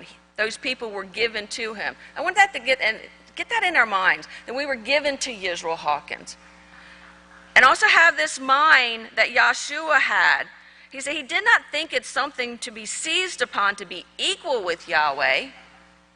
No, we should not have in our mind that we are equal to Yisrayl Hawkins, that we know more than Yisrayl Hawkins, because it really sort of grieves me when the priest in Yahweh's house have to get up on that stage and address the congregation of the House of Yahweh and tell us who Yisrayl Hawkins is and what his role is. All of creation is waiting on us, and we're still questioning who Yisrayl Hawkins is. We still are questioning the man we were given to lead us, to guide us, to bring us to perfection, which is what this work does. In Webster's, this word means continuity, uninterrupted duration, without deviation or change. Not deviating from this work, not changing anything that's been set up in this work. Another word, the synonym is agreement. Agreement. We must agree with what is done in this work. We may not always understand things, but we have to be in agreement. That's that part of coming to unity. We cannot be backbiters. We cannot be backstabbers. We cannot be putting down the authority in Yahweh's house. We're supposed to be lifting it up. Remember, lift up Yahweh. When we lift up one another, Yahweh, we're lifting up Yahweh. Let's look at another thing from the overseer here in the 13th book of Yisrael. And it's part 1, chapter 1, verses 80 through 85.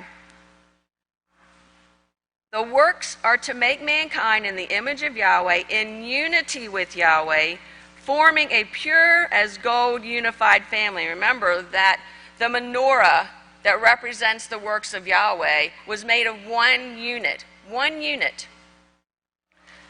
Ephesians 4, there is one body for the perfecting of the saints until we all come to the same unity. The Son of Yahweh joining the witness in these last days to bring this about. And he says here, the Son of Yahweh has, well, let me read this verse 13. Until we all come to the same unity of the faith and the same knowledge of the Son of Yahweh has, unto a perfect man. He says, notice, you're perfect when you come into unity with this work. Now, I just want to really quickly tell you about a dream that I had many years ago. And every time the overseer or someone talks about Yahweh's in full control, it makes me think of this dream. So I was in a vehicle with the overseer. He wasn't the driver. How often do you see the overseer not driving? But he was not the driver of that vehicle. I don't know who the driver was. The overseer was in the passenger seat. I was sitting directly behind the overseer. And then there was somebody to the left of me. Now, I don't know what type of danger was taking place, but I knew that vehicle was in trouble. And the person next to me, they were in hysterics. And I was trying to calm them. But I had absolutely no fear. And what I took from that dream, and what I want you to take, is that being behind the overseer, being behind him, supporting him, there's no fear. You have nothing, absolutely nothing to fear. So at this time, I'd like to, wait a minute, my title, I'm sorry, which is the theme of the speech, Unity, 7 Works, Perfection, Repent, and come into unity with the House of Yahweh, with Yisrayl Hawkins. Yahweh bless.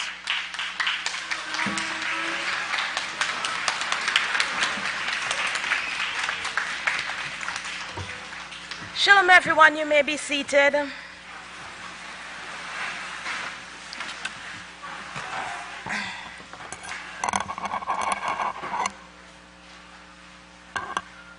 Okay.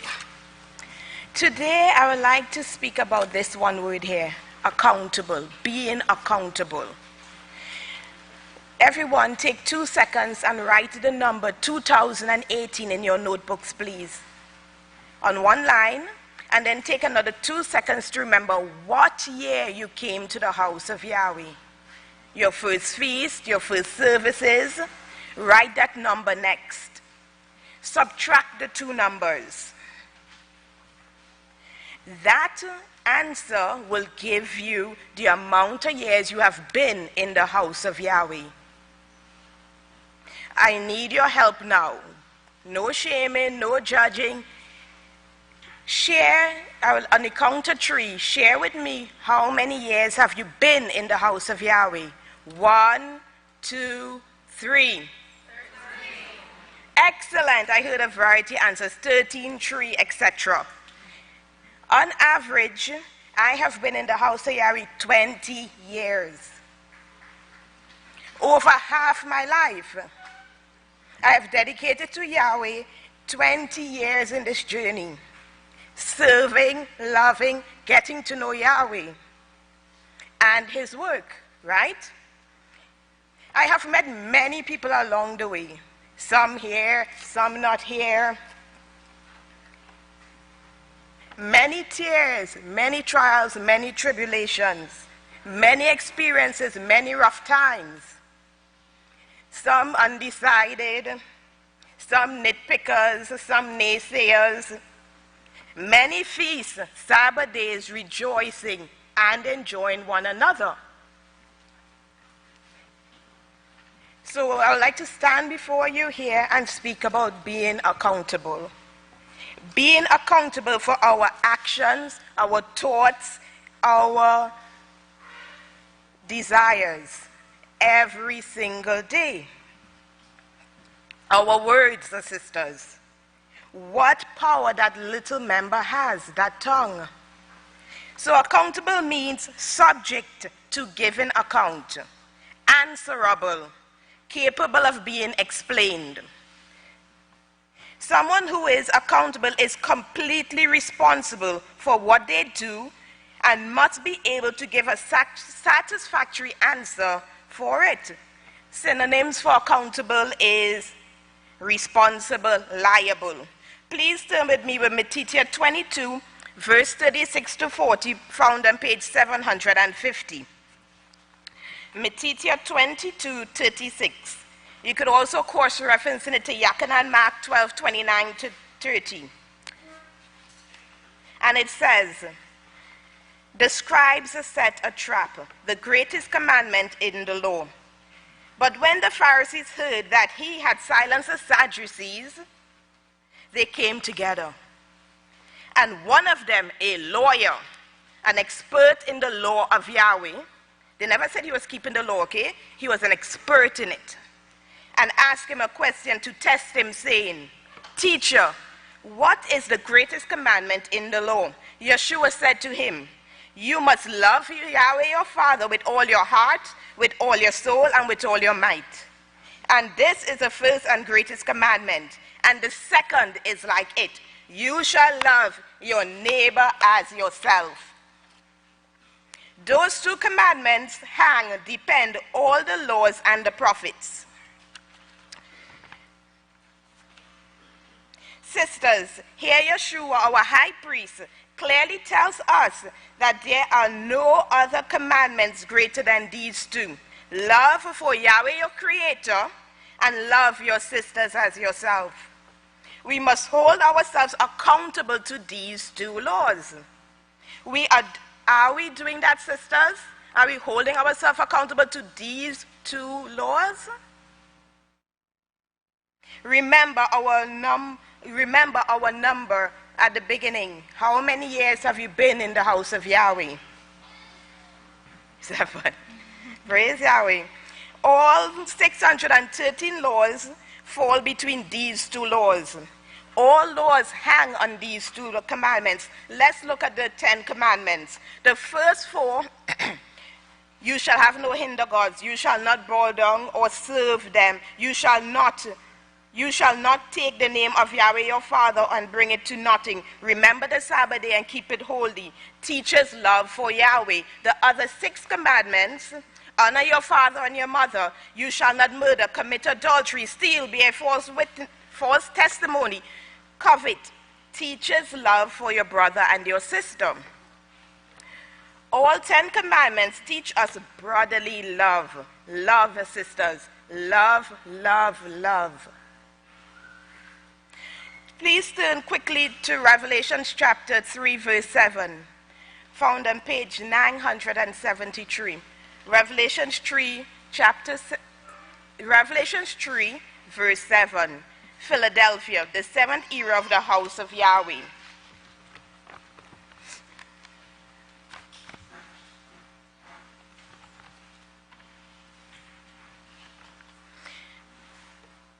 The 7th era of the house of Yahweh, the reestablishment of the house of Yahweh in the last days.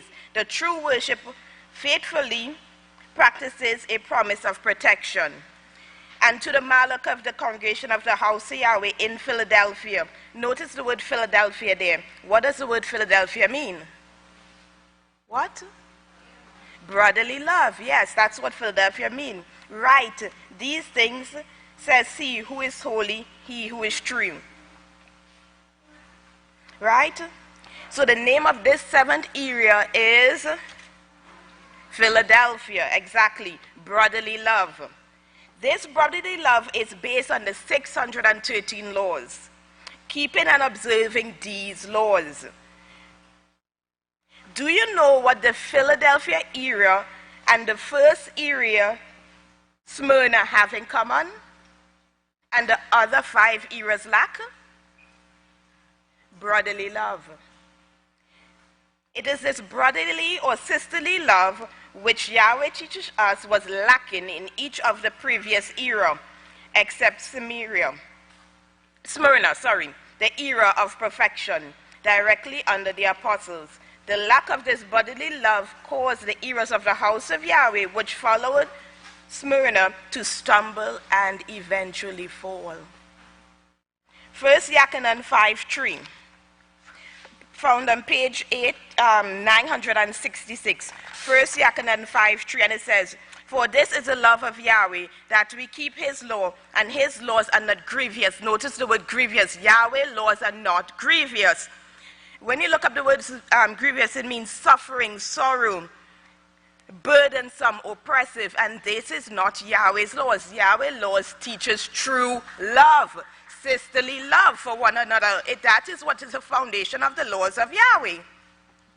Also, 1 Thessalonians 4:9 says, "But concerning brotherly love, you have no need that I write to you, for yourselves are taught by Yahweh to love one another." Make it your ambition to lead a quiet life and to mind your own business and to work with your own hands as we have commanded you. Let me ask you this question, sisters. Does the world teach love? Does the world teach love? No, it does not. Do not, sister, do not ever believe or be deceived that the world teach love. It doesn't. It's the shallow love it teach, emotional lip service. It is not real.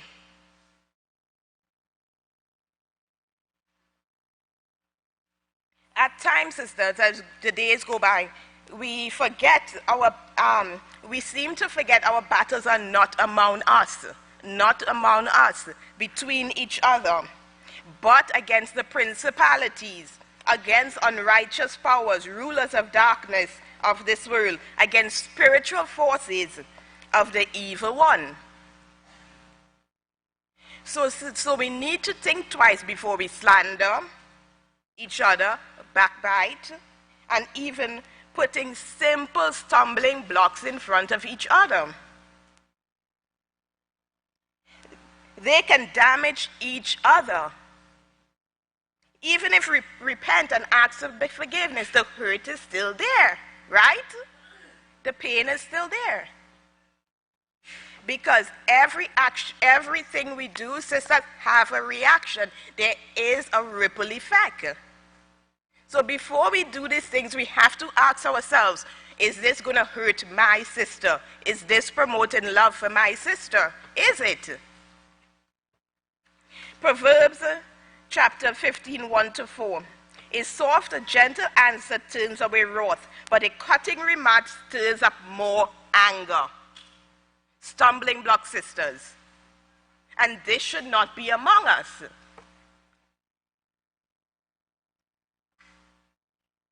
I would like each and every one of us to consider the amount of love Yahweh has for us, right? The love he has for us. Because the plan of Yahweh rests on us. Yahweh has made many promises, but the people of old, have they received them? No. But the promises are there. So the plan of Yahweh hangs on this last era, this last generation. And we have to prove ourselves to qualify for a position in this soon coming kingdom. When you read the book of Yahweh, it reads as if it is already done. Yahweh have no backup plan, no contingency plan, no in-case plan. No. This is only one plan. There is no other. He knows we can do it. That is why he put his belief in us. Because under the last day's witness, all these things can be fulfilled. So sisters, watch that number again. How much years have you dedicated to the house of Yahweh? How much more are you going to dedicate in the future? Think about it before we do all our actions. Sisters, be all in. All in this work of Yahweh. And with this, I'd like to turn it over to the next speaker.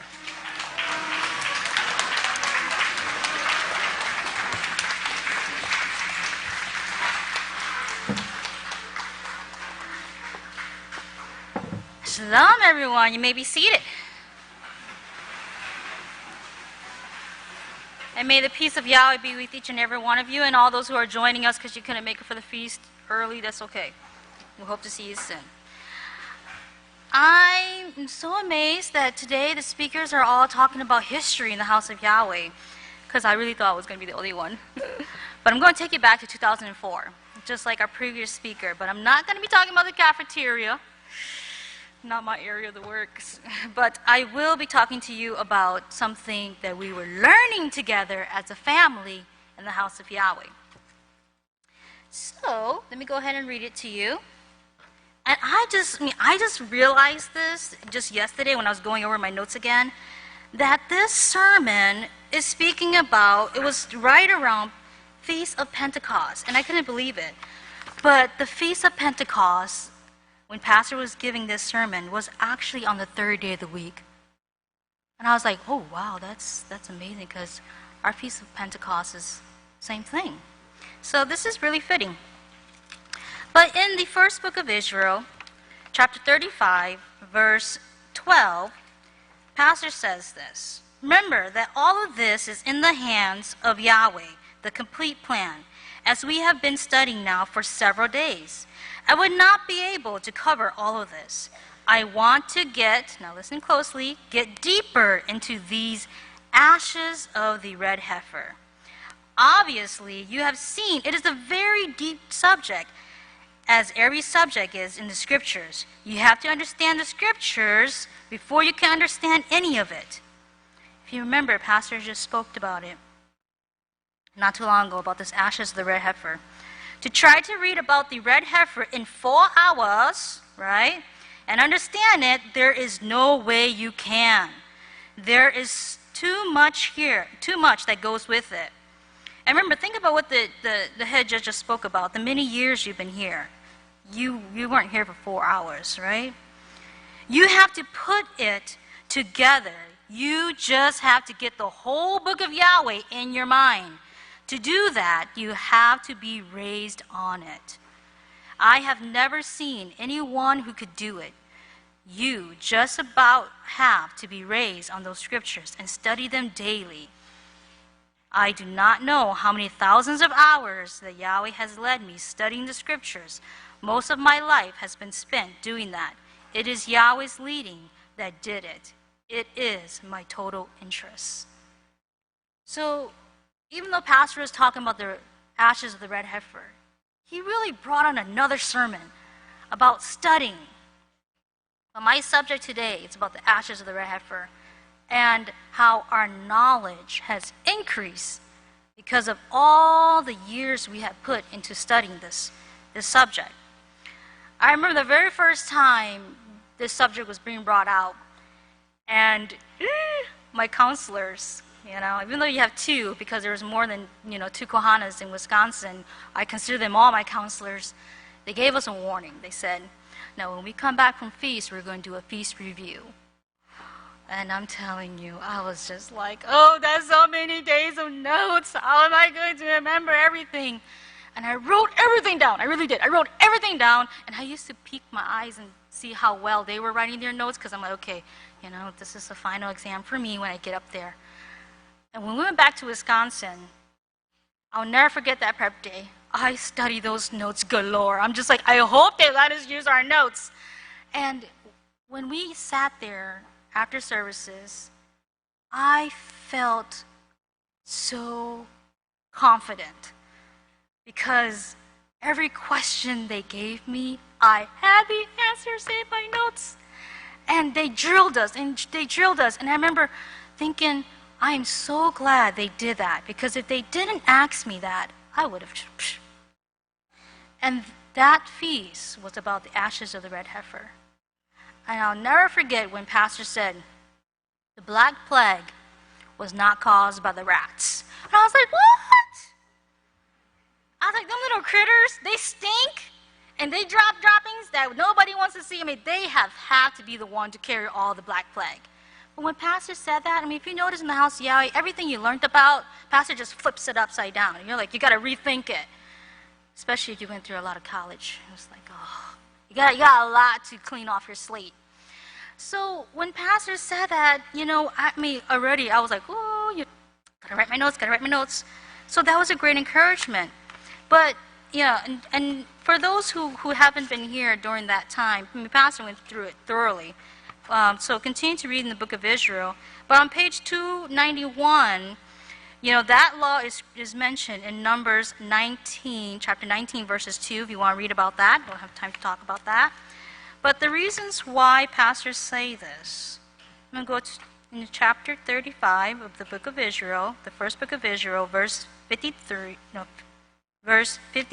I'm going to read this. Now, if the blood of bulls and goats and the ashes of the red heifer, sprinkling the unclean, sanctifies, notice, it sanctifies for the purifying of the flesh. It sets you apart. And in other parts of his sermons, he speaks about this. This red heifer, the little bit of speck of drop, can kill all microbes that causes death. But there's a certain way you have to make it. And again, you have to do your studies. I'm not going to give you the answers.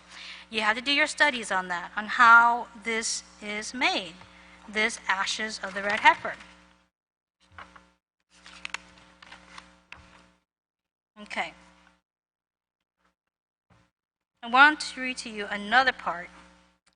And this is what floored me. This is what really floored me.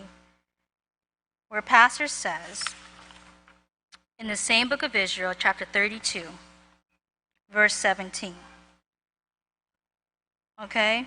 Keeping the Sabbath day does not seal you. Keeping the feast days does not seal you. It takes all 613 laws And then Pastor gets personal here about this law. He says, I have hesitated for years to bring this law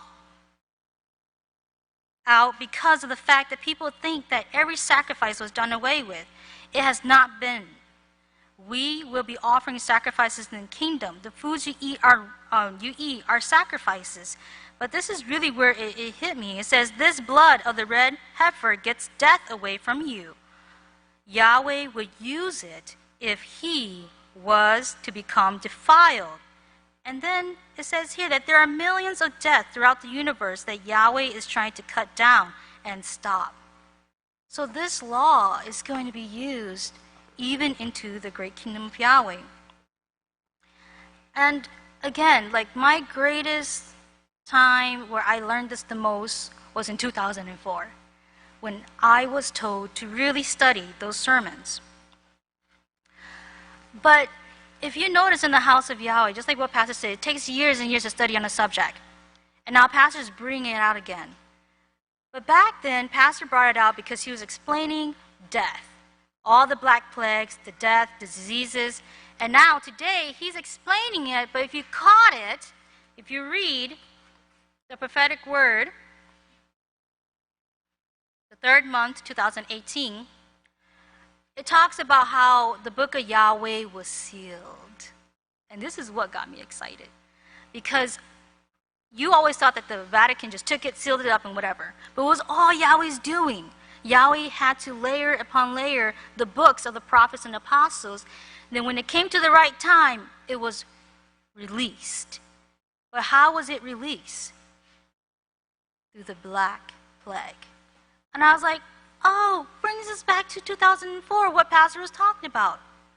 But then I thought about it too, that Pastor explains that when this red heifer, the droppings near the after you burn it and you have your sprinkling, that once it hits your neck, it changes the DNA in your body so that it would recognize that any kind of microbe that caused death would not come upon you.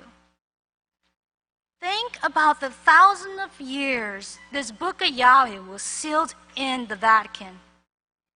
And then think about Yahweh's diligence in making sure that all those who had to translate the Bible, all those who had to open the vault, all those who had to do the printing, during the time of this Black Plague, all of them, whether they probably never heard about the House of Yahweh, but all of them had to have the gene that somehow crossed with the red heifer.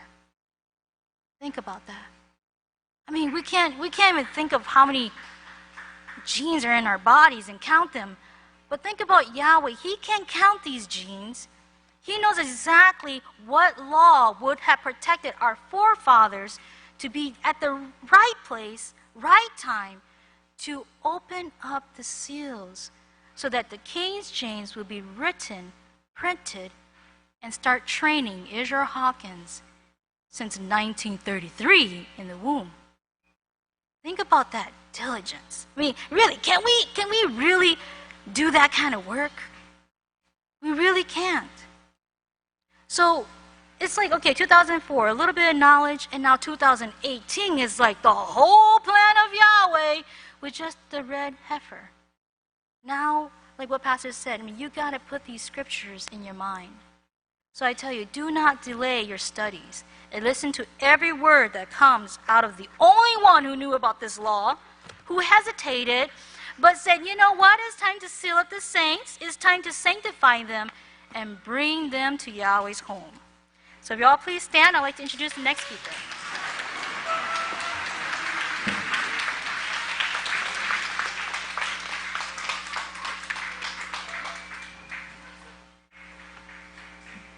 Shalom again. Please be seated. May the peace of Yahweh be with each and every one of us here, and also those who are joining us over through the media. I want to entitle my portion today, The Great Addition, Part 2. The Great Addition. Somebody said I said addition, but it's addition, like in the E, to mean to fix, to cross this line, correct this one, addition. And the reason why I want to do it I talked about the cistern chapel as the great overseer told us, and how Yahweh allowed them to just take the temple and do what they want with it to bring out their gods, promote their gods. And it caught me so much when he said it. I can't get the concept of the way he would say the great addition. So the same time he was speaking about the great addition and how they took the temple and they painted everything, they also took the book of Yahweh and did a real great addition on the book of Yahweh. Yahweh allowed them to do it. But then he was also speaking of us.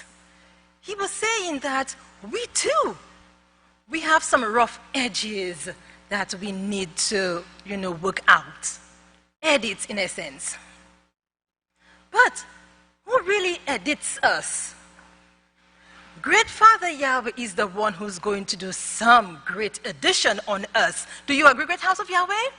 Because remember, he said in the last days, he said he's going to make man, not in the last days only, but from the beginning. He's making man.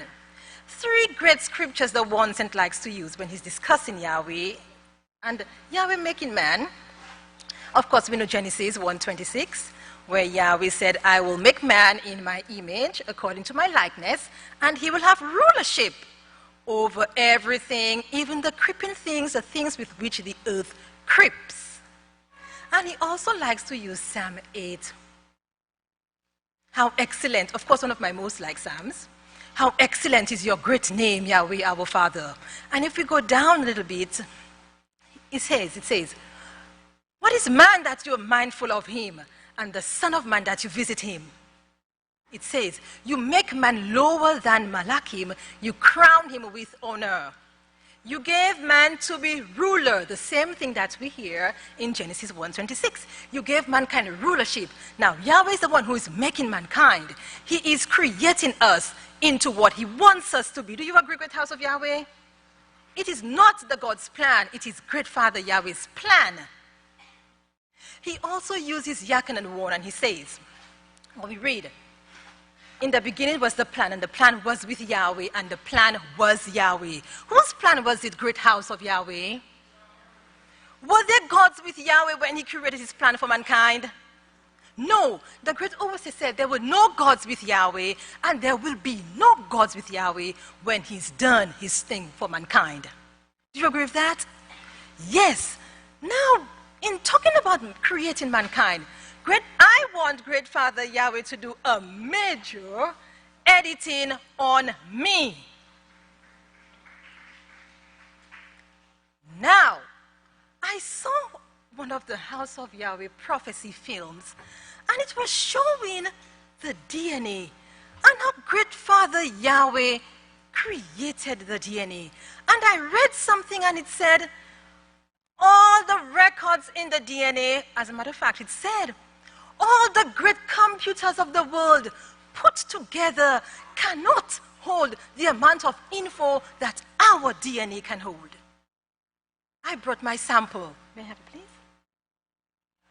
Thank you. So, this right here is a DNA model, in essence.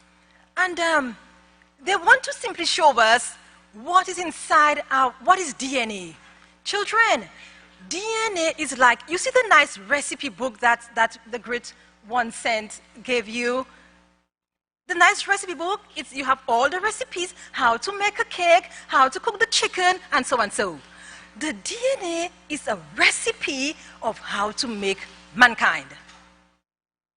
How to create life is a DNA. Now, not just mankind, everything Yahweh created, of course. The great one Saint told us. Who remembers what he told us does not have the same DNA as everything else Yahweh created? Who remembers? Starts with a D. Dinosaurs. You remember he told us that? The dinosaurs do not have the same DNA as everything else Yahweh created. Because the gods created them. You remember? So let's look at this. Let's see what this is. DNA model. And it says in one of our cells, we have at least here like 1 foot, maybe, here to here is maybe a foot. In one of our cells, we have 6 feet of this. Let's try to focus a little bit. Let's try to make it work. Because when I was thinking about it, I started laughing.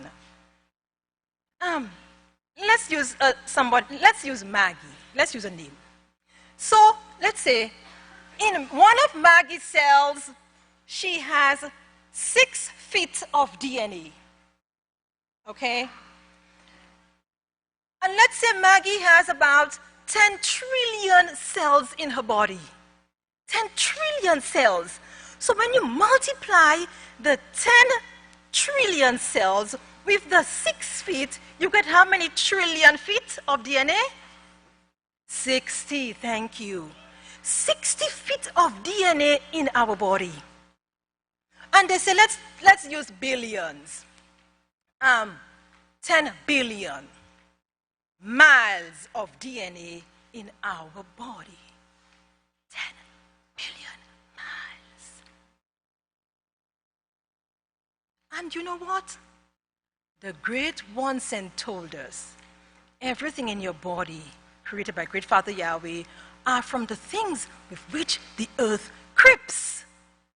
Hence, how many things with which the earth creep will make up this DNA in your body? Never mind. As I said, I began to laugh when I was thinking about it. Because you can't conceive it. It blows your mind. And to think the great judge before me, she talked about the genes. And to think how Yahweh had to create the DNA and the genes. How many miles in so-and-so's body to come down to us today. So, you see how they had to put different colors? Do you think Yahweh has it in colors like that? No, Great Father knows that thing to the T, no questions about it. The name of every little microorganism, he knows the name of it. So what they tell us is all the reds are a certain acid. All the greens are a certain acid. And all the yellows and all the pinks, different kinds of acids. We know that they are kingdoms of microorganisms. Things with which the earth creeps. So, in creating mankind and in creating us, the last work of the House of Yahweh, I want Father to take off some of the reds. I don't know what he's going to do, how he's going to do it, but I'm just drawing my little thingy. He can take off some of my reds, and I want him to put the words of a song. We had told the children, the teacher, as the overseer said, learn the words of the song, guard and keep. And I come to find it's some powerful messages in the song. So, Father, redo my DNA structure and put the words of that song. For example, it seems so sad at first. Now we know it by heart because we did it for all the classes. It seems so sad at first, but it's a perfect plan. And put those things all over my DNA. Would you like Father to do this to your DNA as well? Create our DNA over with those words of the songs. It seems so sad at first, but it's a perfect man to save all of mankind from the sins of man. Yahweh says he created righteousness so we could all live in peace. And for us to fully learn, he let Satan and the gods teach. Everything that Satan and the gods have taught us were lies. So we need the great addition on the DNA. Do you see it? We need our DNA is returned by Great Father Yahweh. And don't forget, beg Yahweh to change us. If we want to stay in Yahweh's house, the great head judge, if we want to stay, we have to beg Yahweh. And it reminds me of the words of a song in closing. It says, so I pray and I cry out to you night and day. and I seek out from your great priest, Yisrayl Hawkins, in every way. Oh, I beg of you, great Yahweh, with tears in my... Show me how to overcome sin, in my own words. In this life I despise. So us being the last day's work, let us beg Father Yahweh to recreate our DNAs and give us and make us into what he really wants us to be. Praise Yahweh. And let's return over to the next speaker.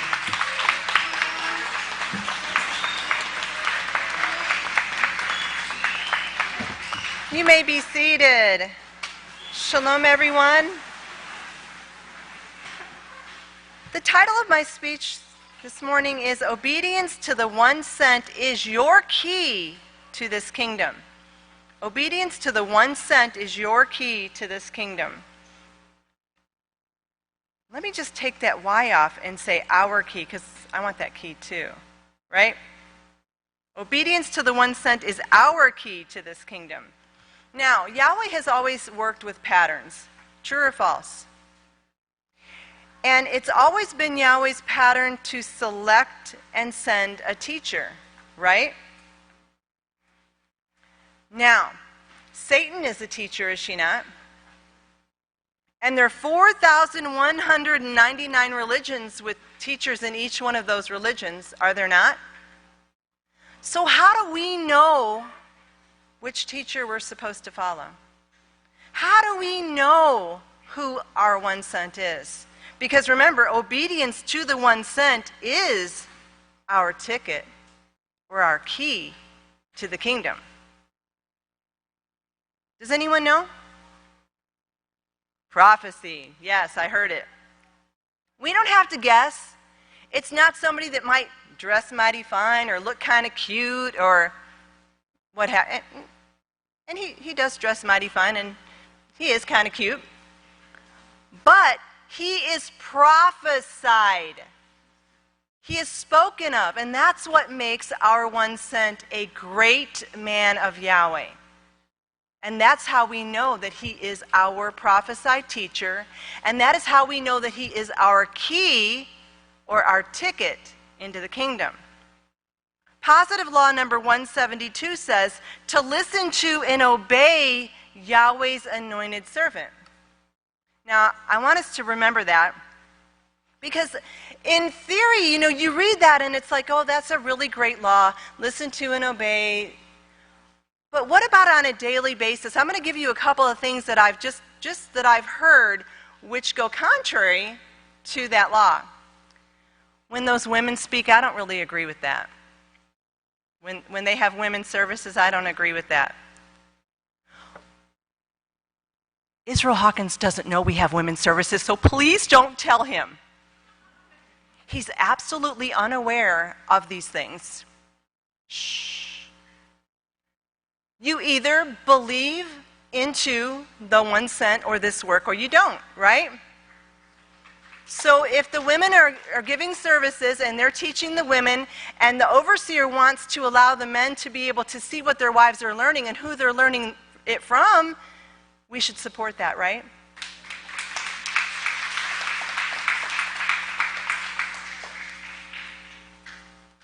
Well, those classes.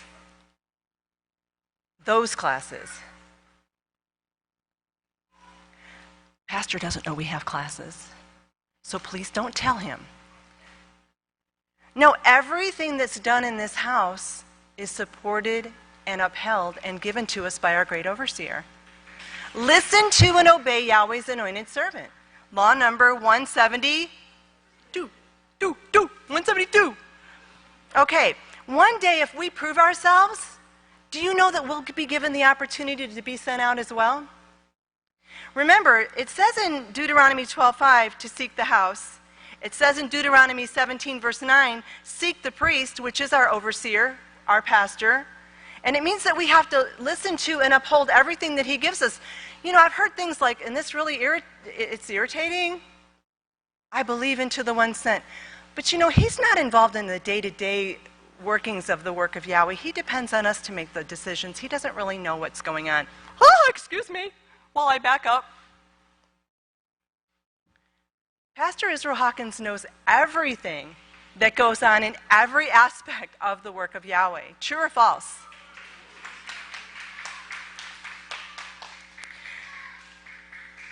From the second book of Israel, chapter 29, I love the second book of Israel, chapter 29, verse 61, it says, verse 12, but as many as received him, to those he gave authority to become the sons of Yahweh. Pastor is a son of Yahweh.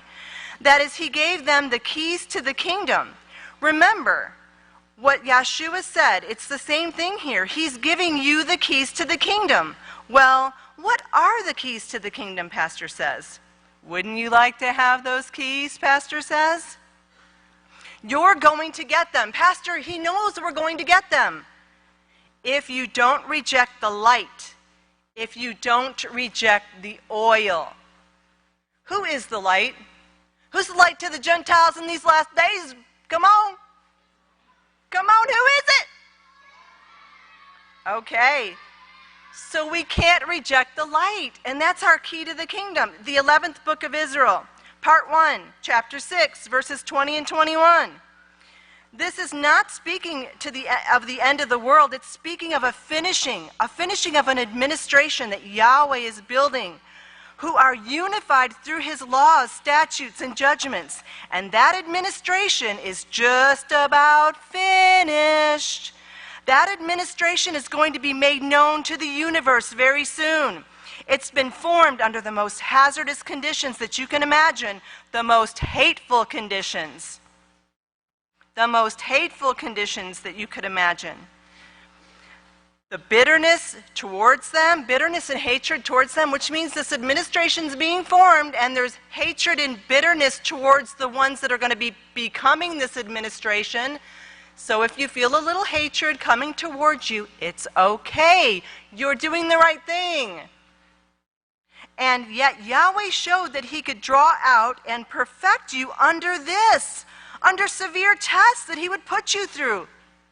Now I know nobody knows what I'm talking about when I say severe tests, right? Now that's what he's proving to heaven and to earth at this time, and it's coming about. It's proceeding. Verse 21, partially. Only the ones who come with sincerity and humility, that should be a song, sincerity and humility, okay? As a little child, to humble themselves and submit to who? The one sent. Only those are going to endure until the end and have a position in this kingdom. Now, Donald Trump's administration is not the administration we're speaking of here, because they've been coming and going. See, he had this little reality show where he used to say to everybody, you're fired, you're fired. Well, like it's really coming to pass, like almost everyone in his administration has been fired. But we don't do that here. We allow each other to grow to perfection. We allow each other the room to grow in Yahweh's laws, and we're the only ones that can take us out of this. Do you realize that? Our own decisions, the Deuteronomy 30, 15 through 19. And Pastor spoke about it. Now, I'm going to test your math skills real quick, okay? We don't have a lot of time here. Okay, so I got some coins here. Okay, all right. Okay, which side is worth more?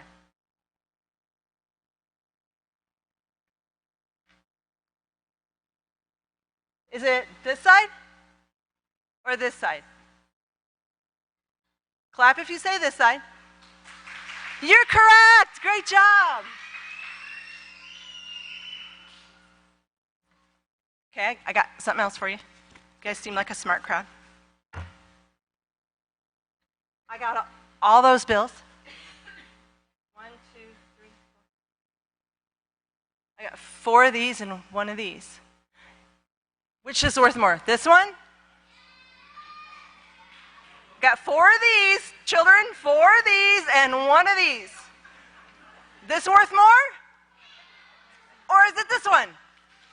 Oh, great job! Okay, I don't want anyone coming up to me and asking me to borrow money after this sermon, because now you know how much money I've got to my name. Okay, one more thing here we got. All right, got one more for you. Okay, ready? Okay. Right here and right here. Okay, is this worth more? Or is this worth more? I couldn't trick you at all. The 1 cent is worth more than any amount of money in the world. In the world. Now, I want to tell you that all my life growing up, everyone was always throwing in their 2 cents. That's why I thought I could trick you. And I want to show you something from Wikipedia. 2 cents. You see that there? It says my 2 cents, and because I wanted to know what did this mean. My 2 cents, and its longer version, put in my 2 cents, is an American idiomatic expression taken from the original English idiom to put my two pennies worth, or my 2 cents. It's used to preface your expressing your own opinion. Your own opinion, okay? Now, we don't want to do that here at the House of Yahweh, do we? We have to trust. Pastors prophesied of. He teaches only the laws and prophecies. That's why Yahweh knew that he could trust Pastor, because Pastor strictly obeys the instruction of only teaching Yahweh's laws and prophecies. Do you see how Pastor's obedient to that? And that's why Yahweh chose him. He teaches and lives Yahweh's every word. And that's what we have to prove. That's the bottom line. That's all we're proving, is whether or not we're going to trust and obey that law number 172. We come here thinking, sisters, we come here thinking that Yahweh brought us here because we're pretty darn smart, aren't we? We're pretty smart. And, maybe we could show Pastor a thing or two, or, point out a couple things to somebody here or there in the house of Yahweh. But the bottom line is, we have come here to learn from the one that Yahweh chose before the foundations of the earth. Yahweh knew that we'd be learning from our overseer. So I'm going to read my version. It's not a King James perversion, and it's not a Queen James perversion. I'm going to read my version of Ecclesiastes 5:1. So when you come to the house of Yahweh, be more ready to listen to the 1 cent than to put in your own 2 cents. Be more ready to listen than to give the sacrifice of fools, because they don't even know that they do evil. That's my version of Ecclesiastes 5, verse 1. Okay? So as I pack up all my change, I'd like to tell you, when you come to the house of Yahweh, don't bring all this change. Don't bring all this change. The only change you need to bring when you come to the house of Yahweh is Acts 3, verse 19. To change, be converted, and keep Yahweh's laws. Praise Yahweh. And with this, I'd like to turn it over to a quick announcement, and then I'm going to give it to the priests, okay? An announcement for Noah number 4. It says, for those who would like to get a purple t-shirt with the serving logo on the back, we have a limited supply of large at the back of the sanctuary in the new edition area. We also have a reading corner of articles with simple suggestions set up in the sanctuary. I'm not sure where it's at on the men's side, but here on the women's side, it's right in front of the nursery against that wall.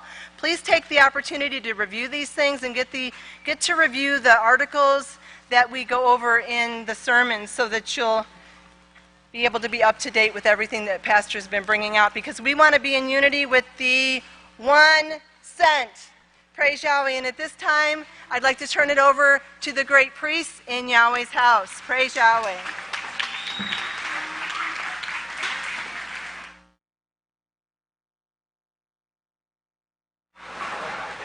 What day of the Omar is it?